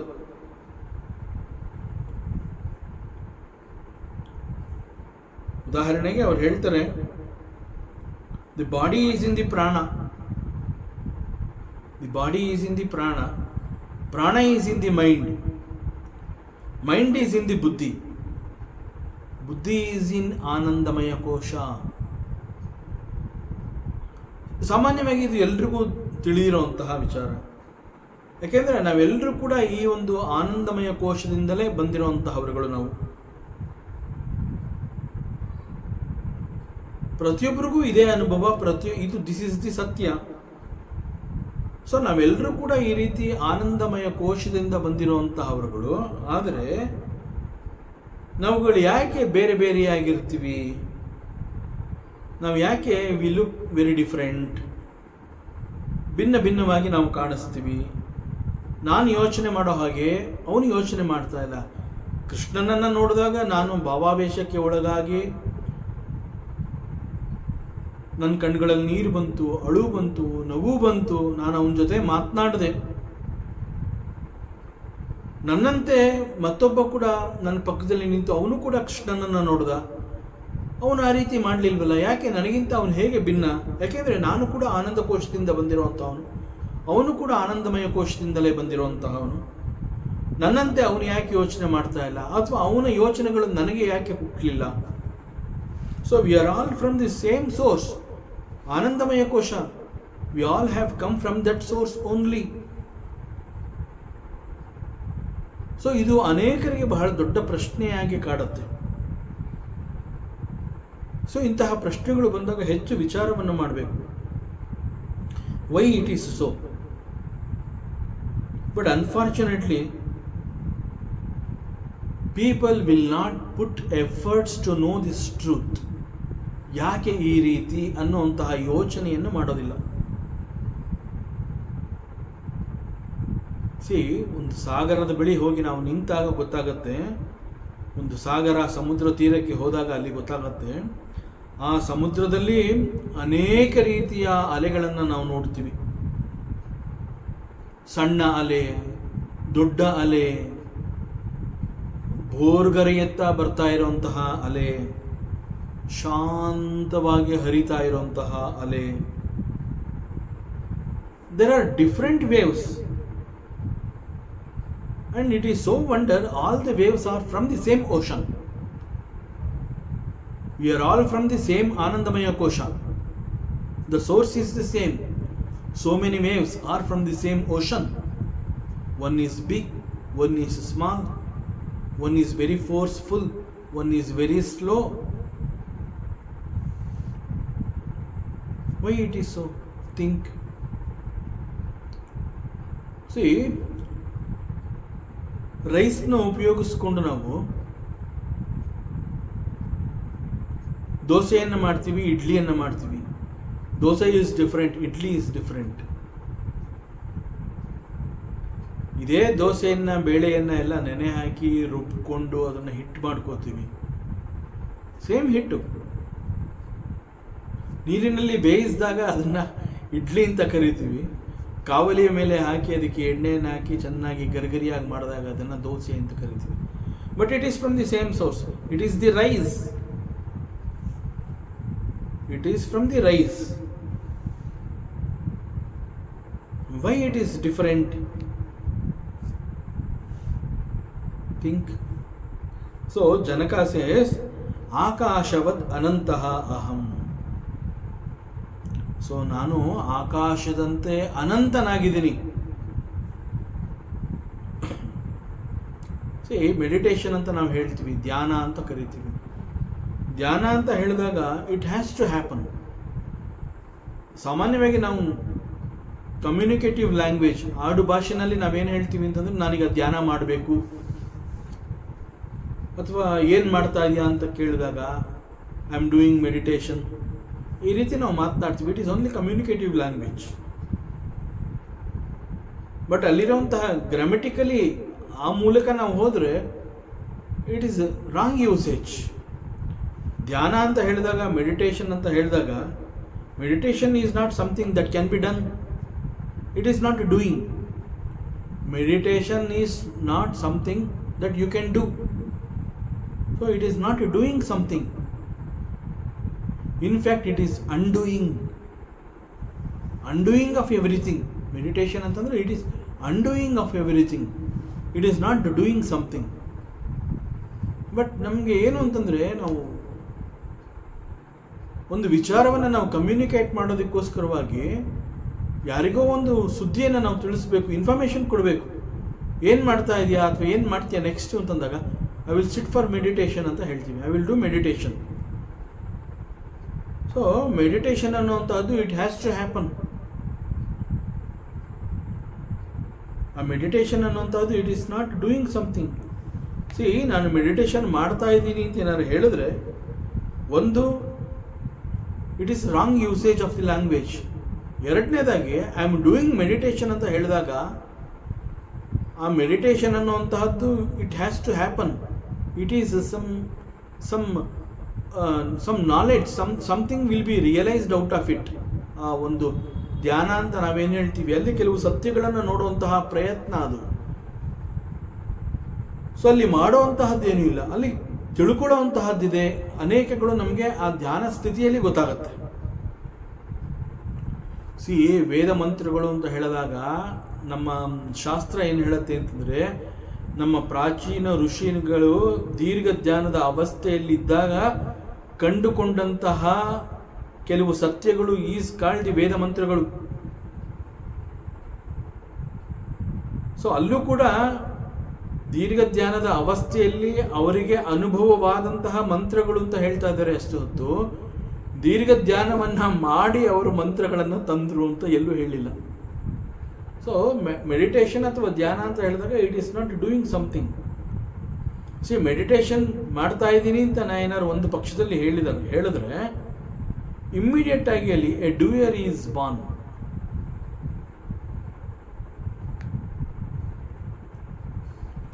So ಅಲ್ಲಿ if there is a doer, meditation gets disturbed. That's all. So ಧ್ಯಾನ ಅಂತಂದಾಗ ಅಲ್ಲಿ ಧ್ಯಾನದಲ್ಲಿ ಏನು ಅಂತಂದರೆ, ಒಂದು ವಿಚಾರವನ್ನು ಕುರಿತು ಸಮಗ್ರವಾಗಿ ಚಿಂತಿಸುವಂತಹದ್ದು. I would like to reflect something. It's a process. I would like to reflect something. ಯಾವುದೋ ಒಂದು ಕೆಲವೊಂದು ನನಗೆ ಗೊತ್ತಾಗಲಿಲ್ಲ, ನಾನು ಮನನವನ್ನು ಮಾಡ್ಕೋತೀನಿ ಅಂತಂದಾಗ ಒಂದು ವಿಚಾರವನ್ನು ಸಮಗ್ರವಾಗಿ ಎಲ್ಲ ದಿಕ್ಕುಗಳಿಂದ ಪರಿಶೀಲನೆಗೆ ತಳ್ಳುವಂತಹದ್ದು. ಸೊ ಆ ಮೂಲಕ ಸತ್ಯ ಏನು ಹೊರಬರುತ್ತೆ ಅದನ್ನು ನೋಡುವಂತಹದ್ದು. So it's a realisation. So ಅದರಿಂದ meditation is not doing something. ಒಂದು ವಿಚಾರವನ್ನು ಕುರಿತು ಸಮಗ್ರವಾಗಿ ಚಿಂತಿಸುವಂತಹದ್ದು.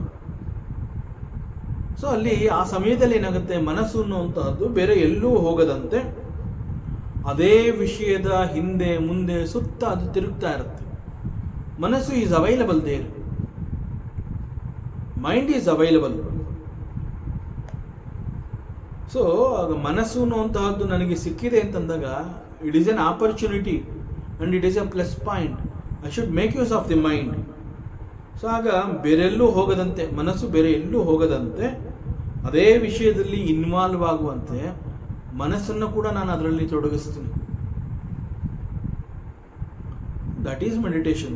ರಿಫ್ಲೆಕ್ಟಿಂಗ್ ಅಪಾನ್ ದಿ ಸಬ್ಜೆಕ್ಟ್ ಅಂತಂದರೆ it is like that. So in meditation ಅಲ್ಲಿ ಏನಾಗುತ್ತೆ ಅಂತಂದರೆ, ಒಂದು ವಿಚಾರವನ್ನು ಕುರಿತು ಚಿಂತಿಸ್ತಾ ಇದ್ದೀನಿ ಅಂತಂದಾಗ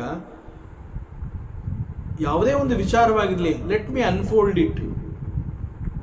ಯಾಕೋ ನನಗೆ ಒಂದು ವಿಚಾರ ಅರ್ಥ ಆಗಿಲ್ಲ, ನೆನ್ನೆ ಅದನ್ನು ಕೇಳಿಸ್ಕೊಂಡಿದ್ದೆ, let me sit and think about it. How is it that? So ಈ ಒಂದು ಕ್ವಶನ್ ಬಂದಾಗ we try to unfold it. So to unfold certain things, ಆಗ ಅಲ್ಲಿ presence of the mind is very much important. It is the essential. Availability of the mind is the essential. ಅಲ್ಲಿ ಮನಸ್ಸು ಬೇರೆ ಏನೂ ಮಾಡ್ತಾ ಇಲ್ಲ. ಮನಸ್ಸಿನ ಸ್ವಭಾವ ಅಂತಂದರೆ ಚಂಚಲಾಸಿ. ಮನಸ್ಸು ಒಂದು ಕಡೆ ಇರೋದಿಲ್ಲ, ಸ್ಥಿರವಾಗಿರೋದಿಲ್ಲ. ಅಸ್ಥಿರ ಈಸ್ ದಿ ಸ್ವಭಾವ ಆಫ್ ದಿ ಮನಸ್ಸು. ಬಟ್ ಅಸ್ಥಿರವಾದಂತಹ ಚಂಚಲವಾದಂತಹ ಮನಸ್ಸು ಎಲ್ಲೋ ಒಂದು ಕಡೆ it is available for me. ಅದು ಎಲ್ಲೂ ಅಲಿತಾ ಇಲ್ಲ, ಅಲೆದಾಡ್ತಾ ಇಲ್ಲ. ಅದು ಇಟ್ ಈಸ್ ಅವೈಲಬಲ್ ಅಂತ ಹೇಳಿದ್ರೆ ಇಟ್ ಈಸ್ ನಾಟ್ ಚಂಚಲ ಅಂತಂದಾಗ ಇಟ್ ಈಸ್ ಪರಿಶುದ್ಧ ಅಂತ ಅರ್ಥ. ಅವಾಗ ಅದನ್ನ ಏನಂತ ಕರೀತಾರೆ? ದ ಮೈಂಡ್ ಈಸ್ ಮೆಚ್ಯೂರ್ಡ್ ಅಂತ ಹೇಳ್ತಾರೆ. See, when you say mind is matured, ಅಂತಹ ಮನಸ್ಸು ಎಲ್ಲೂ ಅಲೆದಾಟಕ್ಕೆ ಹೋಗೋದಿಲ್ಲ, ಅಲ್ಲಿ ಚಂಚಲತೆ ಇರೋದಿಲ್ಲ, ಅಲ್ಲಿ ಅಸ್ಥಿರತೆ ಅನ್ನುವಂತಹದ್ದು ಕಾಡೋದಿಲ್ಲ. Because the mind is matured. ಅದು ಪಕ್ವವಾಗಿದೆ, ಮನಸ್ಸು ಪಕ್ವವಾಗಿದೆ. ಸಿ, ಇನ್ ಮೆಡಿಟೇಷನ್ ಮನಸ್ಸು ಅನ್ನುವಂತಹದ್ದು ಪಕ್ವವಾಗಿರುವ ಕಾರಣದಿಂದ ಯಾವುದೇ ಒಂದು ವಿಚಾರವನ್ನು ನಾವು ಧ್ಯಾನ ಅಂತ ಹೇಳಿ ಅಲ್ಲಿ ಲೆಟ್ ಮಿ ಅನ್ಫೋಲ್ಡ್ ಇಟ್ ಅಂತಂದಾಗ ನನಗೆ ಸಂಪೂರ್ಣವಾಗಿ ಸಹಕಾರ ಸಿಗುತ್ತೆ. ಯಾಕೆ ಸಿಗತ್ತೆ ಅಂತಂದರೆ it is the mind is ಪಕ್ವತೆಯನ್ನು ಗಳಿಸಿರುವಂತಹದ್ದು. The mind is matured and the mind is ಸಂಪೂರ್ಣವಾಗಿ it is available for me. So I will make use of that mind and I will try to unfold the vicharas. So ಈ ರೀತಿ let me unfold ಅಂತ ಹೇಳಿ ಮಾಡುವಂತಹದ್ದು is called the meditation. So ಇಲ್ಲಿ ಜನಕ ಮಹಾರಾಜ ಹೇಳ್ತಾ ಇದ್ದಾನೆ, let me unfold certain truth. So what is this space? ಈ ಆಕಾಶ ಅಂತಂದ್ರೇನು? How to unfold this space? ಈ ಆಕಾಶ ಅನ್ನುವಂಥದ್ದನ್ನು ನಾನು ಸಂಪೂರ್ಣವಾಗಿ ಸಮಗ್ರವಾಗಿ ತಿಳ್ಕೋಬೇಕು ಅಂತಂದರೆ ಏನು ಮಾಡಬೇಕು? Is there any specific way to go through? So ಹೀಗೆ ಚಿಂತನೆಯನ್ನು ಮಾಡುವಂತಹದ್ದು. ಫಾರ್ ಎಕ್ಸಾಂಪಲ್, ಅದು ಎಷ್ಟು ಆರಾಮವಾಗಿರಬೇಕು ಅಂತಂದರೆ ನಾವು ಚಿಂತನೆ ಮಾಡುವಂತಹ ವಿಚಾರದ ಸಮಯದಲ್ಲಿ ಎಲ್ಲೂ ಕೂಡ ಆ ಸ್ಟ್ರೆಸ್ ಇರಬಾರ್ದು, ಓನರ್ಶಿಪ್ ಇರಬಾರ್ದು. ಇಟ್ ಈಸ್ ಲೈಕ್ ಮಕ್ಕಳುಗಳು ಆಟ ಆಡ್ತಾರೆ. ಸಾಮಾನ್ಯವಾಗಿ ಒಂದಷ್ಟು ಜನ ಮಕ್ಕಳುಗಳು ಸೇರಿಕೊಂಡು ಅವರು ಏನಾರು ಆಟ ಆಡ್ತಾರೆ. C, they don't plan. ಮಕ್ಕಳುಗಳು ಮನೆಯಿಂದ ಬರ್ತಾರೆ ಆಟ ಆಡೋಣ ಅಂತ ಬಂದಾಗ ಅವರೇನು ನಾವು ಒಂದು ಏನು ಅಜೆಂಡಾ ಹೊತ್ಕೊಂಡು ಬಂದಿರೋದಿಲ್ಲ, ಇವತ್ತು ಇಂತಹ ಆಟವನ್ನು ಆಡೋಣ. ಸೊ ಅಲ್ಲಿ ಬೇರೆ ಬೇರೆ ಮನೆಯಿಂದ ಬಂದಿರುವಂತಹ ಅನೇಕ ಮಕ್ಕಳುಗಳು ಸೇರಿಕೊಂಡಿರ್ತಾರೆ. ಪುಟ್ಟ ಪುಟ್ಟ ಮಕ್ಕಳುಗಳು, ಗಂಡು ಹೆಣ್ಣು ಎಲ್ಲ ಸೇರಿರುತ್ತವೆ ಅಲ್ಲಿ. ಆ ಎಲ್ಲ ಮಕ್ಕಳುಗಳು ಸೇರಿದಾಗ ಅವರೇನು ಒಂದು ಆಟ ಆಡೋಣ ಅಷ್ಟೇ, ಅದು ಇಮ್ಮಿಡಿಯೇಟಾಗಿ they take up the plan. ಅಲ್ಲಿ ಮುಂಚಿತವಾಗಿ ಏನೊಂದು ಕೂಡ ನಿರ್ಧಾರ ಆಗಿರೋದಿಲ್ಲ, ಇಂತಹದೇ ಆಟವನ್ನು ಈ ರೀತಿಯಲ್ಲಿ ಆಡಬೇಕು, no agendas. They just join together ಅಂತ ಹೇಳ್ತಾರೆ, ಸ್ಕೂಲ್ ಆಟ ಆಡೋಣ, ಮನೆ ಆಟ ಆಡೋಣ, ಎರಡೂ ಆಟ ಆಡೋಣ. ಸೊ ಅವರೇನು ಮಾಡ್ತಾರೆ, ಅವ್ರುಗಳಲ್ಲೇ ಒಬ್ಬರು ಸ್ಕೂಲ್ನ ಹೆಡ್ ಮಾಸ್ಟರ್ ಆಗ್ತಾರೆ, ಇನ್ನು ಕೆಲವರು ಸ್ಟೂಡೆಂಟ್ಸ್ ಆಗ್ತಾರೆ.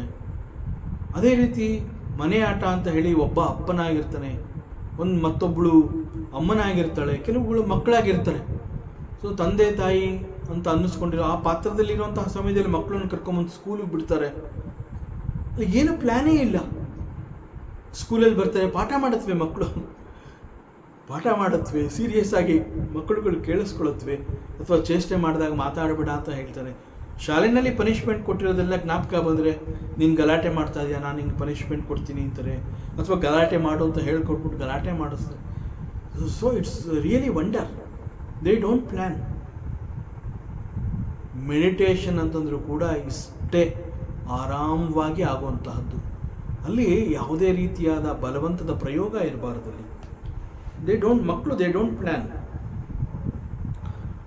ಅದೇ ರೀತಿಯಲ್ಲಿ ನಮ್ಮ ಧ್ಯಾನ ಅಂತಂದಾಗ it must be like that. So ಸ್ಪೇಸನ್ನು ಕುರಿತು ನಾನು ಚಿಂತನೆಯನ್ನು ಮಾಡ್ತೀನಿ ಅಂತಂದಾಗ, what is this space? So Vedanta ಬಹಳ ಸ್ಪಷ್ಟವಾಗಿ ಹೇಳುತ್ತೆ, see you are not the body, ನೀನು ದೇಹವೇ ಅಲ್ಲ. ಸಿ ಇಲ್ಲಿ ಚಿಂತನೆಯನ್ನು ಮಾಡ್ತಾ ಇರುವಂತಹದ್ದು ವಾಟ್ ಈಸ್ ಸ್ಪೇಸ್. ವೇದಾಂತ ಪ್ರಾರಂಭ ಮಾಡ್ತಾ ಇರುವಂತಹದ್ದು you are not the body. See ಎಲ್ಲಿ ಕರ್ಕೊಂಡು ಹೋಗುತ್ತೆ ನೋಡಿ, that is meditation. So Vedanta ಹೇಳುತ್ತೆ you are not the body, ದೇಹ ನೀನಲ್ಲ. ದೇಹ ಅಂತ ಹೇಳಿದಾಗ ದೇಹಕ್ಕೆ ಒಂದು ಸ್ಪೆಸಿಫಿಕ್ ಶೇಪ್ ಇದೆ. See the connections. See you are not the body. ದೇಹ ಅಂತ ಹೇಳಿದಾಗ ಆ ದೇಹಕ್ಕೆ ಒಂದು ನಿರ್ದಿಷ್ಟವಾದಂತಹ ರೂಪ ಇದೆ, ಗಾತ್ರ ಇದೆ, 5x3 ಸೈಜ್, ಒಂದು ಸ್ಪೆಸಿಫಿಕ್ ರೂಪ, ಒಂದು ಕಲರ್ ಇರುತ್ತೆ. ಹೀಗೆ ದೇಹ ಅಂತ ಹೇಳಿದಾಗ ಒಂದು ಶೇಪ್ ಇರುತ್ತೆ. ಬಟ್ ನಾನು ಅಂತ ಹೇಳಿದಾಗ, since I am not the body, body has got a shape. But ನಾನು ಅಂತ ಹೇಳಿದಾಗ I have no shape. I am not the body. ದೇಹಕ್ಕೆ ಗಾತ್ರ ಇದೆ, ರೂಪ ಇದೆ, ಎಲ್ಲ ಇದೆ. ಬಟ್ ನಾನು ಅಂತ ಹೇಳಿದಾಗ ನನಗೆ ಅಂತಹ ಒಂದು ಗಾತ್ರ ಇಲ್ಲ, ರೂಪ ಇಲ್ಲ, ನೋ ಶೇಪ್. ಅಹಂ ಆಕಾಶವತ್ ಅನಂತಹ. So no shape means what? ಆಕಾಶವತ್ ಅನಂತಹ. See when you look up the sky, ಆಕಾಶವನ್ನು ನೋಡಿದಾಗ ಅಲ್ಲಿ ಆಕಾಶಕ್ಕೆ ಯಾವ ಶೇಪ್ನ ನಾವು ಕಲ್ಪನೆ ಮಾಡ್ಕೋಬಹುದು? ಆಕಾಶವನ್ನು ನೋಡಿದಾಗ ಆಕಾಶಕ್ಕೆ ಇಂತಹ ಗಾತ್ರ ಇದೆ ಅಂತ ಹೇಳಿ ನಾವು ಏನಾದ್ರು ಒಂದು ಗಾತ್ರವನ್ನು ಅಲ್ಲಿ ನೋಡೋದಕ್ಕೆ ಸಾಧ್ಯವೇ ಇಲ್ಲ. There is no centre, there is no beginning, there is no shape. ಅಲ್ಲಿ ಬಿಗಿನಿಂಗ್ ಇಲ್ಲ, ಎಂಡ್ ಇಲ್ಲ, ಸೆಂಟರ್ ಇಲ್ಲ. ಆಕಾಶವನ್ನು ಗುರುತಿಸ್ತೀನಿ ಅಂತ ಹೇಳಿದ್ರೆ ಆಕಾಶ ಈ ರೀತಿ ಅಂತ ಹೇಳಕ್ಕೆ ಆಗೋದಿಲ್ಲ. ಯಾಕೆಂದ್ರೆ ಎಲ್ಲಿಂದ ಎಲ್ಲಿ ನೋಡಿದ್ರು ಇಟ್ ಈಸ್ ಅನಂತ ಆಕಾಶ. ಒಂದು ರೂಪ ಅಂತ ಹೇಳಿದಾಗ ನಮ್ಮ ಕಣ್ಣುಗಳು ಇಟ್ ವಿಲ್ ಕ್ಯಾಪ್ಚರ್. ದೊಡ್ಡದಾಗಿರ್ಬೋದು, ಚಿಕ್ಕದಾಗಿರ್ಬೋದು, ಆ ಒಂದು ರೂಪವನ್ನು ನಮ್ಮ ಕಣ್ಣುಗಳು it will capture. See this is the form, this is the ರೂಪ of this particular object. But whereas when you look up the sky, ಆಕಾಶದಲ್ಲಿ ಏನು ಶೇಪ್ ಇದೆ ಅಂತ ಕೇಳಿದ್ರೆ ಯಾವ ಶೇಪ್ನ ನಾವು ಎಕ್ಸ್ಪ್ರೆಸ್ ಮಾಡೋದಕ್ಕೆ ಸಾಧ್ಯ ಅಥವಾ ಎಕ್ಸ್ಪ್ಲೈನ್ ಮಾಡೋದಕ್ಕಾಗುತ್ತೆ?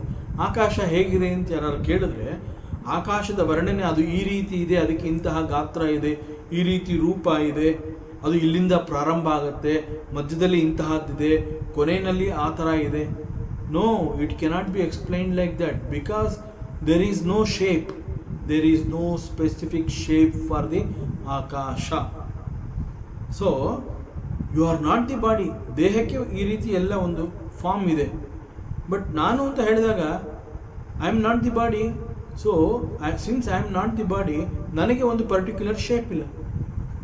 ಸೊ ನಾನು ಯಾವ ರೀತಿ ಇದ್ದೀನಿ ಹಾಗಾದರೆ? ಆಕಾಶವತ್, ಆಕಾಶದಂತೆ ನಾನು ಅನಂತ. ನನಗೆ ಯಾವುದೇ ಒಂದು ರೀತಿಯ ಸ್ಪೆಸಿಫಿಕ್ ರೂಪ ಇಲ್ಲ.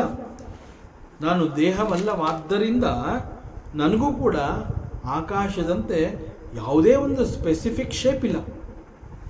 ಸೊ ನಾನು ಆಕಾಶದಂತೆ ಇರುವವನು, ಆಕಾಶದಂತೆ ಅನಂತನು ನಾನು. ಅದನ್ನು ಇಲ್ಲಿ ಜನಕ ಮಹಾರಾಜ ಹೇಳ್ತಾ ಇದ್ದಾನೆ, ನಾನು ಆಕಾಶದಂತೆ ಅನಂತನು. ಆ್ಯಂಡ್ ದೇಹ ಅಂತ ಹೇಳಿದಾಗ it is subject to so many modifications. ದೇಹ ಅಂತಂದಾಗ ಅಲ್ಲಿ ಅನೇಕ ರೀತಿಯ ಬದಲಾವಣೆಗಳನ್ನು ನಾವು ನೋಡ್ತೀವಿ. ದೇಹದಲ್ಲಿ ಸಾಕಷ್ಟು ಬದಲಾವಣೆಗಳಾಗತ್ತೆ. ಪ್ರತಿ ಕ್ಷಣ ಪ್ರತಿದಿನ ನಾವು ಬದಲಾವಣೆಗಳಾಗ್ತಾ ಇರುವಂತಹ ದೇಹವನ್ನು ನಾವು ನೋಡಿರ್ತೀವಿ. ಸಣ್ಣ ಮಗುವಿನ ದೇಹವನ್ನು ನೋಡಿರ್ತೀವಿ. ಆಮೇಲೆ ಅದೇ ದೇಹ ಸಣ್ಣ ಬಾಲಕನಾಗಿರುತ್ತೆ ಅಥವಾ ಬಾಲಕಿಯದಾಗಿರುತ್ತೆ. ಮತ್ತೆ ಕೆಲವು ವರ್ಷಗಳ ನಂತರದಲ್ಲಿ ಅದು ಯೌವನಕ್ಕೆ ಬಂದಾಗ, ಯುವಕ ಅಥವಾ ಯುವತಿ ಅಂತ ಹೇಳಿದಾಗ the body is totally different. Teen ಏಜ್ಗೆ ಬಂದಾಗ there is further changes, further modifications can be seen in the body. ನಡುವಯಸ್ಸಿನಲ್ಲಿ ಮತ್ತೊಂದು ರೀತಿಯ ದೇಹ. ದೇಹಕ್ಕೆ ಮುಪ್ಪು ಬಂದಾಗ ದಟ್ ಈಸ್ ಅ ಡಿಫ್ರೆಂಟ್ ದೇಹ. ಸೊ ದೇಹ ಅಂತ ಹೇಳಿದಾಗ ದೇಹ is subject to so many modifications. So ದೇಹಕ್ಕೆ ಮಾಡಿಫಿಕೇಶನ್ಸ್ ಇದೆ, ದೇಹದಲ್ಲಿ ಬದಲಾವಣೆಗಳಾಗ್ತಾ ಇರುತ್ತೆ, ದೇಹದಲ್ಲಿ ಚೇಂಜಸ್ಗಳನ್ನ ನೋಡಬಹುದು. ಬಟ್ ನಾನು ದೇಹವಲ್ಲ, ನಾನು ದೇಹ ಅಲ್ಲ ಆಗಿರೋದ್ರಿಂದ ನನ್ನಲ್ಲಿ ಯಾವುದೇ ರೀತಿಯ ಮಾಡಿಫಿಕೇಶನ್ಸ್ಗಳು ಇಲ್ಲ. ನನ್ನಲ್ಲಿ ಯಾವ ಬದಲಾವಣೆಗಳನ್ನು ಕೂಡ ನೋಡೋಕ್ಕಾಗೋದಿಲ್ಲ. ಸಿಮಿಲರ್ಲಿ ಆಕಾಶ ಅಂತ ಹೇಳಿದಾಗ ಆಕಾಶದಲ್ಲಿ ದೇರ್ ಇಸ್ ನೋ ಮಾಡಿಫಿಕೇಶನ್. ಅಲ್ಲೂ ಕೂಡ ಯಾವುದೇ ಬದಲಾವಣೆ ಇಲ್ಲ. ಐ ಆಮ್ ಲೈಕ್ ಆಕಾಶ, ಆಕಾಶದಂತೆ ಅನಂತ ನಾನು. ನನ್ನಲ್ಲಿ ಬದಲಾವಣೆ ಇಲ್ಲ ಅಂತಂದ್ರೆ ಏನರ್ಥ?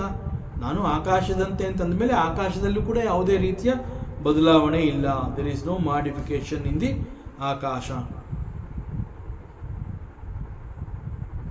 ಅಂಡ್ ದೇಹ ಅಂತ ಹೇಳಿದಾಗ ದೇಹಕ್ಕೆ ಒಂದು ಬಣ್ಣ ಇದೆ. ದೇಹದ ಮೇಲಿರುವಂತಹ ಸ್ಕಿನ್ಗೆ ನಾವು ಆ ಸ್ಕಿನ್ನ ನೋಡ್ಬಿಟ್ಟು ಆ ಸ್ಕಿನ್ ಕಲರ್ನ ನಾವು ಮೆನ್ಷನ್ ಮಾಡಿ ಹೇಳ್ತೀವಿ, ದೇಹಕ್ಕೆ ಇಂತಹ ಬಣ್ಣ ಇದೆ. ಗೋಧಿ ಬಣ್ಣ, ಬಿಳಿ ಬಣ್ಣ, ಕಪ್ಪು ಬಣ್ಣ, ಕೆಂಪಿಗೆ ಇದ್ದಾನೆ, ಈ ರೀತಿಯೆಲ್ಲ ನಾವು ಹೇಳ್ತೀವಿ. ಸೊ ದೇಹಕ್ಕೆ ಒಂದು ಬಣ್ಣ ಇದೆ, ಬಟ್ ನಾನು ದೇಹ ಅಲ್ಲ. ಸೊ ನನಗೆ ಯಾವುದೇ ಬಣ್ಣ ಇಲ್ಲ. ನಾನು ಅಂತ ಹೇಳಿದಾಗ ನಾನು ಈಸ್ ನಾಟ್ ದಿ ಬಾಡಿ.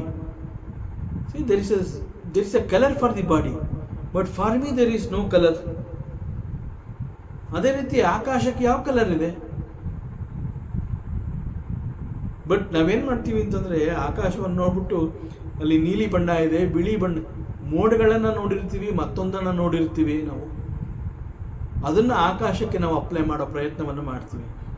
ಆಕಾಶವನ್ನು ನೋಡ್ಬಿಟ್ಟು ಏನಿವತ್ತು ಆಕಾಶ ತುಂಬ ಮೋಡಗಳಿಂದ ಇದ್ದು ಇನ್ನೇನು ಮಳೆ ಬರುತ್ತೆ ಅಂತಂದಾಗ ಕಪ್ಪು ಆಕಾಶ ಅಂತ ಹೇಳ್ಬಿಡ್ತೀವಿ. ಆ್ಯಕ್ಚುಲಿಗೆ ಕಪ್ಪು ಬಿಲಾಂಗ್ಸ್ ಟು ದಿ ಮೋಡ. ಇನ್ನೇನು ಮಳೆ ಸುರಿಯುತ್ತೆ ಅಂತಂದಾಗ ಅಲ್ಲಿ ಡಾರ್ಕ್ ಕ್ಲೌಡ್ಸ್ ಅಂತ ಹೇಳ್ತೀವಿ.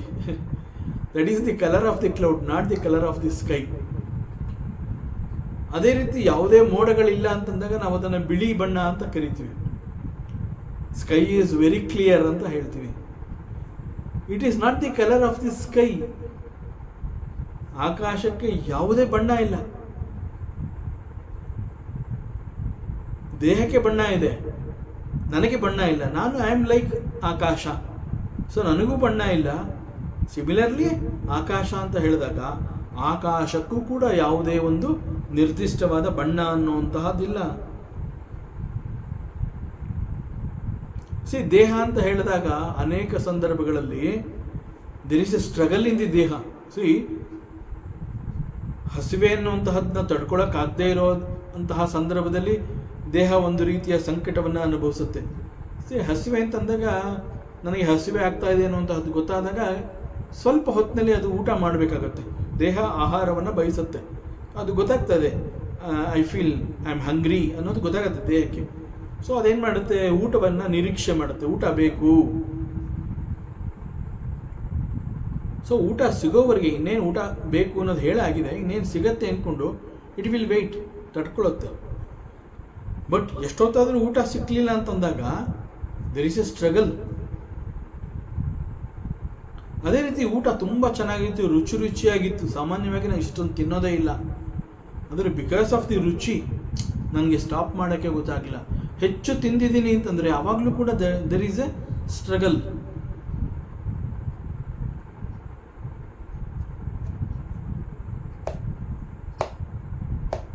So there is a struggle for the body always. ದೇಹದಲ್ಲಿ ಏನೂ ಇಲ್ಲ ಅಂತಂದಾಗ ಒಂದು ರೀತಿಯ ಸ್ಟ್ರಗಲ್ಲು, ದೇಹದಲ್ಲಿ ಜಾಸ್ತಿ ಆಗಿದೆ ಅಂತಂದಾಗ ಕೂಡ ಒಂದು ರೀತಿಯ struggle. But there is no struggle for me, there is no struggle for ಆಕಾಶ. ಯಾಕೆಂತಂದರೆ ಆಕಾಶ ಅನ್ನುವಂತಹದ್ದು ಅನೇಕಗಳಿಗೆ ಅವಕಾಶವನ್ನು ಕೊಟ್ಟಿದೆ. ಹೇಗೆ ಅಂತಂದರೆ ಇರುವಂತಹ ಎಲ್ಲವುಗಳು ಕೂಡ ಆಕಾಶದಲ್ಲೇ ಇರುವಂತಹದ್ದು. ಆ್ಯಕ್ಚುಲಾಗಿ ನಾವು ಸರಿಯಾಗಿ ಯೋಚನೆ ಮಾಡಿದ್ರೆ ಗೊತ್ತಾಗುತ್ತೆ,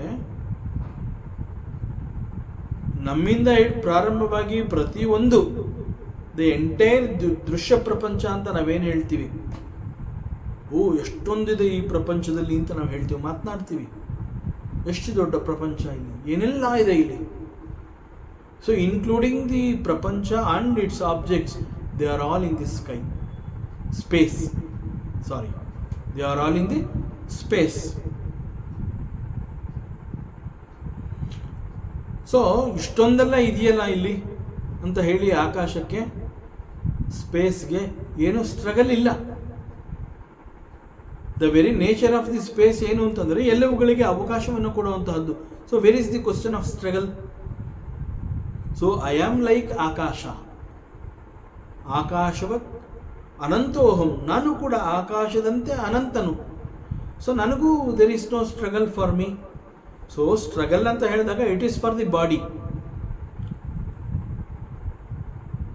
ಐ ಆಮ್ ಸ್ಟ್ರಗ್ಲಿಂಗ್ ಅಂತಂದ್ರೆ ಏನರ್ಥ? The body is struggling. So space does not struggle with any shape, any form.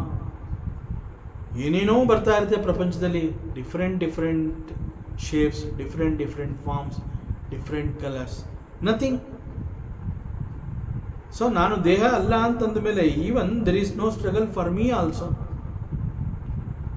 ಅದರಿಂದ ಆಕಾಶ ಎಲ್ಲವುಗಳಿಗೂ ಅವಕಾಶವನ್ನು ಕೊಡುತ್ತೆ. ಅವುಗಳ ಗಾತ್ರಕ್ಕಾಗಲಿ, ಬಣ್ಣಕ್ಕಾಗಲಿ, ಅಥವಾ ರೂಪಕ್ಕಾಗಲಿ space will not bother.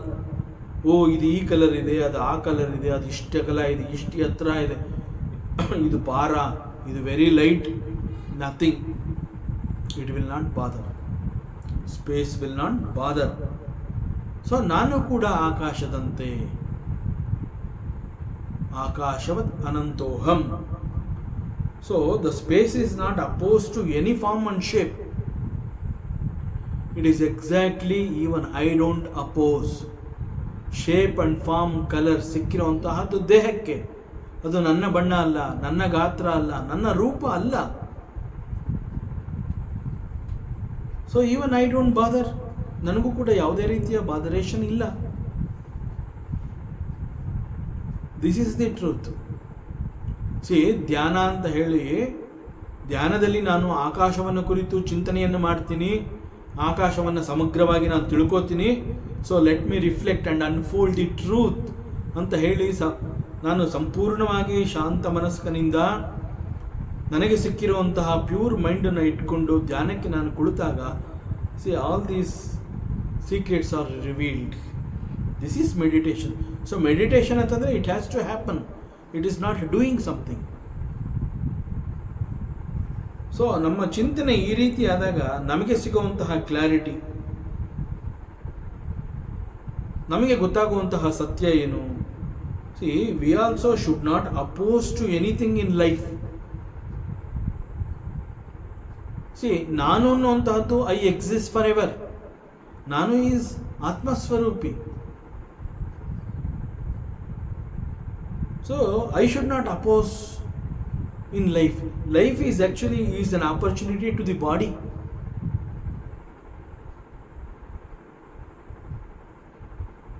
So we should not struggle unnecessarily.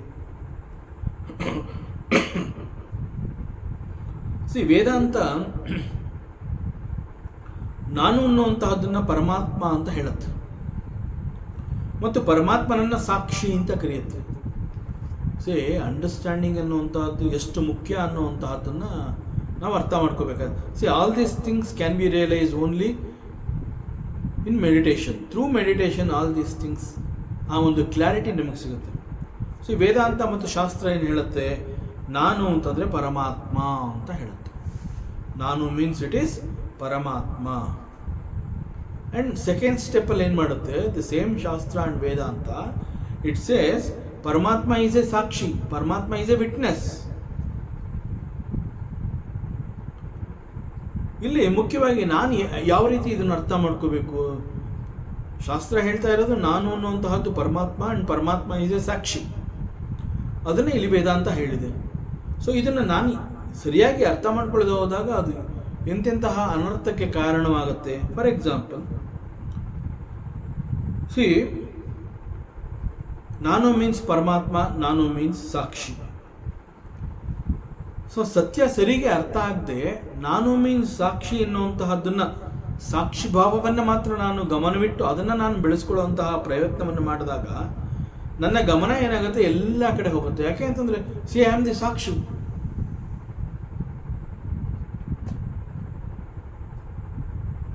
ಪರಮಾತ್ಮ ನಾನು ಅಂತಂದರೆ ಅದನ್ನು ಪರಮಾತ್ಮ ಅಂತ ಕರೆದು ಪರಮಾತ್ಮನನ್ನು ಸಾಕ್ಷಿ ಅಂತ ಹೇಳಿರೋದ್ರಿಂದ ಇದು ಸರಿಯಾಗಿ ಅರ್ಥ ಮಾಡ್ಕೊಳ್ಳದೆ ಹೋದಾಗ ಆಗುವಂತಹ ಪರಿಸ್ಥಿತಿ ಏನು ಅಂತಂದರೆ ನಾನು ಮೀನ್ಸ್ ಪರಮಾತ್ಮ, ನಾನು ಮೀನ್ಸ್ ಸಾಕ್ಷಿ. ಇನ್ನೂ ನನ್ನಲ್ಲಿ ದೇಹ ಭಾವ ಇದೆ, ಏನೇನೋ ಇದೆ. ಆದರೂ ಕೂಡ ವೇದಾಂತ ಮತ್ತು ಶಾಸ್ತ್ರ ಈ ರೀತಿ ಹೇಳ್ತಿದೆಯಲ್ಲ ಅಂತ ಹೇಳಿ ನನ್ನನ್ನು ನಾನು ಸಾಕ್ಷಿ ಭಾವದಲ್ಲಿ ನೋಡಿಕೊಂಡು ನಾನು ಅಂತಂದರೆ ಸಾಕ್ಷಿ ಅಂತ ಹೇಳಿ ನನ್ನ ಗಮನವನ್ನು ನಾನು ಎಲ್ಲ ಕಡೆ ಕೊಡುವಂತಹ ಪ್ರಯತ್ನವನ್ನು ಮಾಡ್ತೀನಿ. ಯಾಕೆಂದರೆ ಸಾಕ್ಷಿ ಭಾವವನ್ನು ನಾನು ಬೆಳೆಸ್ಕೋತಾ ಇದ್ದೀನಿ. ವೇದಾಂತ ಹೇಳಿರೋದ್ರಿಂದ ನಾನು ಮೀನ್ಸ್ ಸಾಕ್ಷಿ, ಅದರಿಂದ ನಾನು ಸಾಕ್ಷಿ ಭಾವವನ್ನು ಬೆಳೆಸ್ಕೋತಾ ಇದ್ದೀನಿ ಅಂತ ಹೇಳ್ಬಿಟ್ಟು ಎಲ್ಲ ಕಡೆ ನನ್ನ ಗಮನವನ್ನು ಕೊಡುವಂತಹದ್ದು.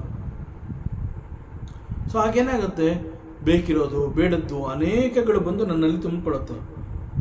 ಆ ಸಂದರ್ಭದಲ್ಲಿ ಏನಾಗುತ್ತೆ? ಈ ಎಲ್ಲ ಕಡೆ ಗಮನ ಕೊಡಬೇಕು ಅನ್ನುವಂತಹ ಒಂದು ಆತುರತೆ, ಈ ಕಾರಣದಿಂದ ಕೆಲವು ಕಡೆ ನನ್ನ ಗಮನ ಹೋಗಿರುತ್ತೆ, ಕೆಲವು ಕಡೆ ನನ್ನ ಗಮನ ಹೋಗಿರೋದಿಲ್ಲ.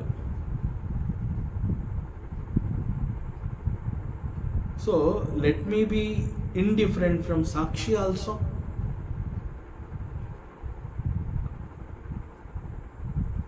ಆದ್ದರಿಂದ ಶಾಸ್ತ್ರ ಹೇಳ್ತಾ ಇರುವಂತಹದ್ದನ್ನು ಸರಿಯಾಗಿ ಅರ್ಥ ಮಾಡ್ಕೋಬೇಕಾಗುತ್ತೆ. It is better let us understand that we are nothing. ನಾನು ಏನೊಂದೂ ಅಲ್ಲದವನು. I am nothing. ನಾನು ಏನೂ ಅಲ್ಲದವನು. ರಿಮೈನಿಂಗ್ ಇಂಡಿಫರೆಂಟ್ ಈಸ್ ದಿ ಗುಣ ಆಫ್ ದಿ ಆಕಾಶ. ಆಕಾಶ ಈಸ್ ಲೈಕ್ ದಟ್. ಆಕಾಶದಲ್ಲಿ ಎಷ್ಟೊಂದೆಲ್ಲ ಬಂದು ಸೇರಿಕೊಂಡಿದೆ. No struggle. ನಾನು ಈಸ್ ಲೈಕ್ ಆಕಾಶ. ಇದನ್ನು ಅರ್ಥ ಮಾಡ್ಕೊಳ್ಳದೆ ನಾನು ಸಾಕ್ಷಿ ಅಂತ ಹೇಳಿ ಸಾಕ್ಷಿ ಭಾವವನ್ನು ಬೆಳೆಸ್ಕೊಂಡು ನನ್ನ ಗಮನ ಎಲ್ಲ ಕಡೆ ಕೊಡ್ತಾ ಹೋದರೆ ನನಗೆ ಡಿಸ್ಟರ್ಬೆನ್ಸ್ ಆಗುತ್ತೆ.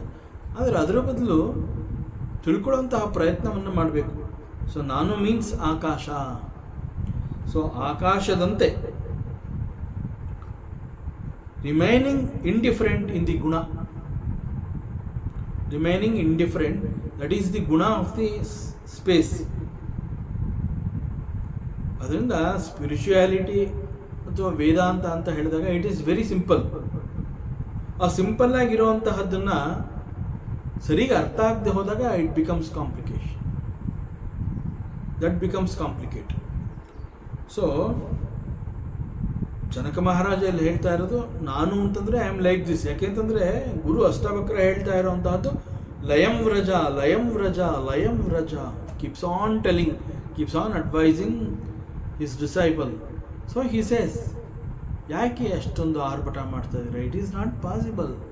ಬಿಕಾಸ್ ನಾನು ಆಕಾಶದಂತೆ, ಆಕಾಶವತ್ ಅನಂತೋಹಂ, ನಾನು ಆಕಾಶದಂತೆ ಇರೋವಂಥವನು.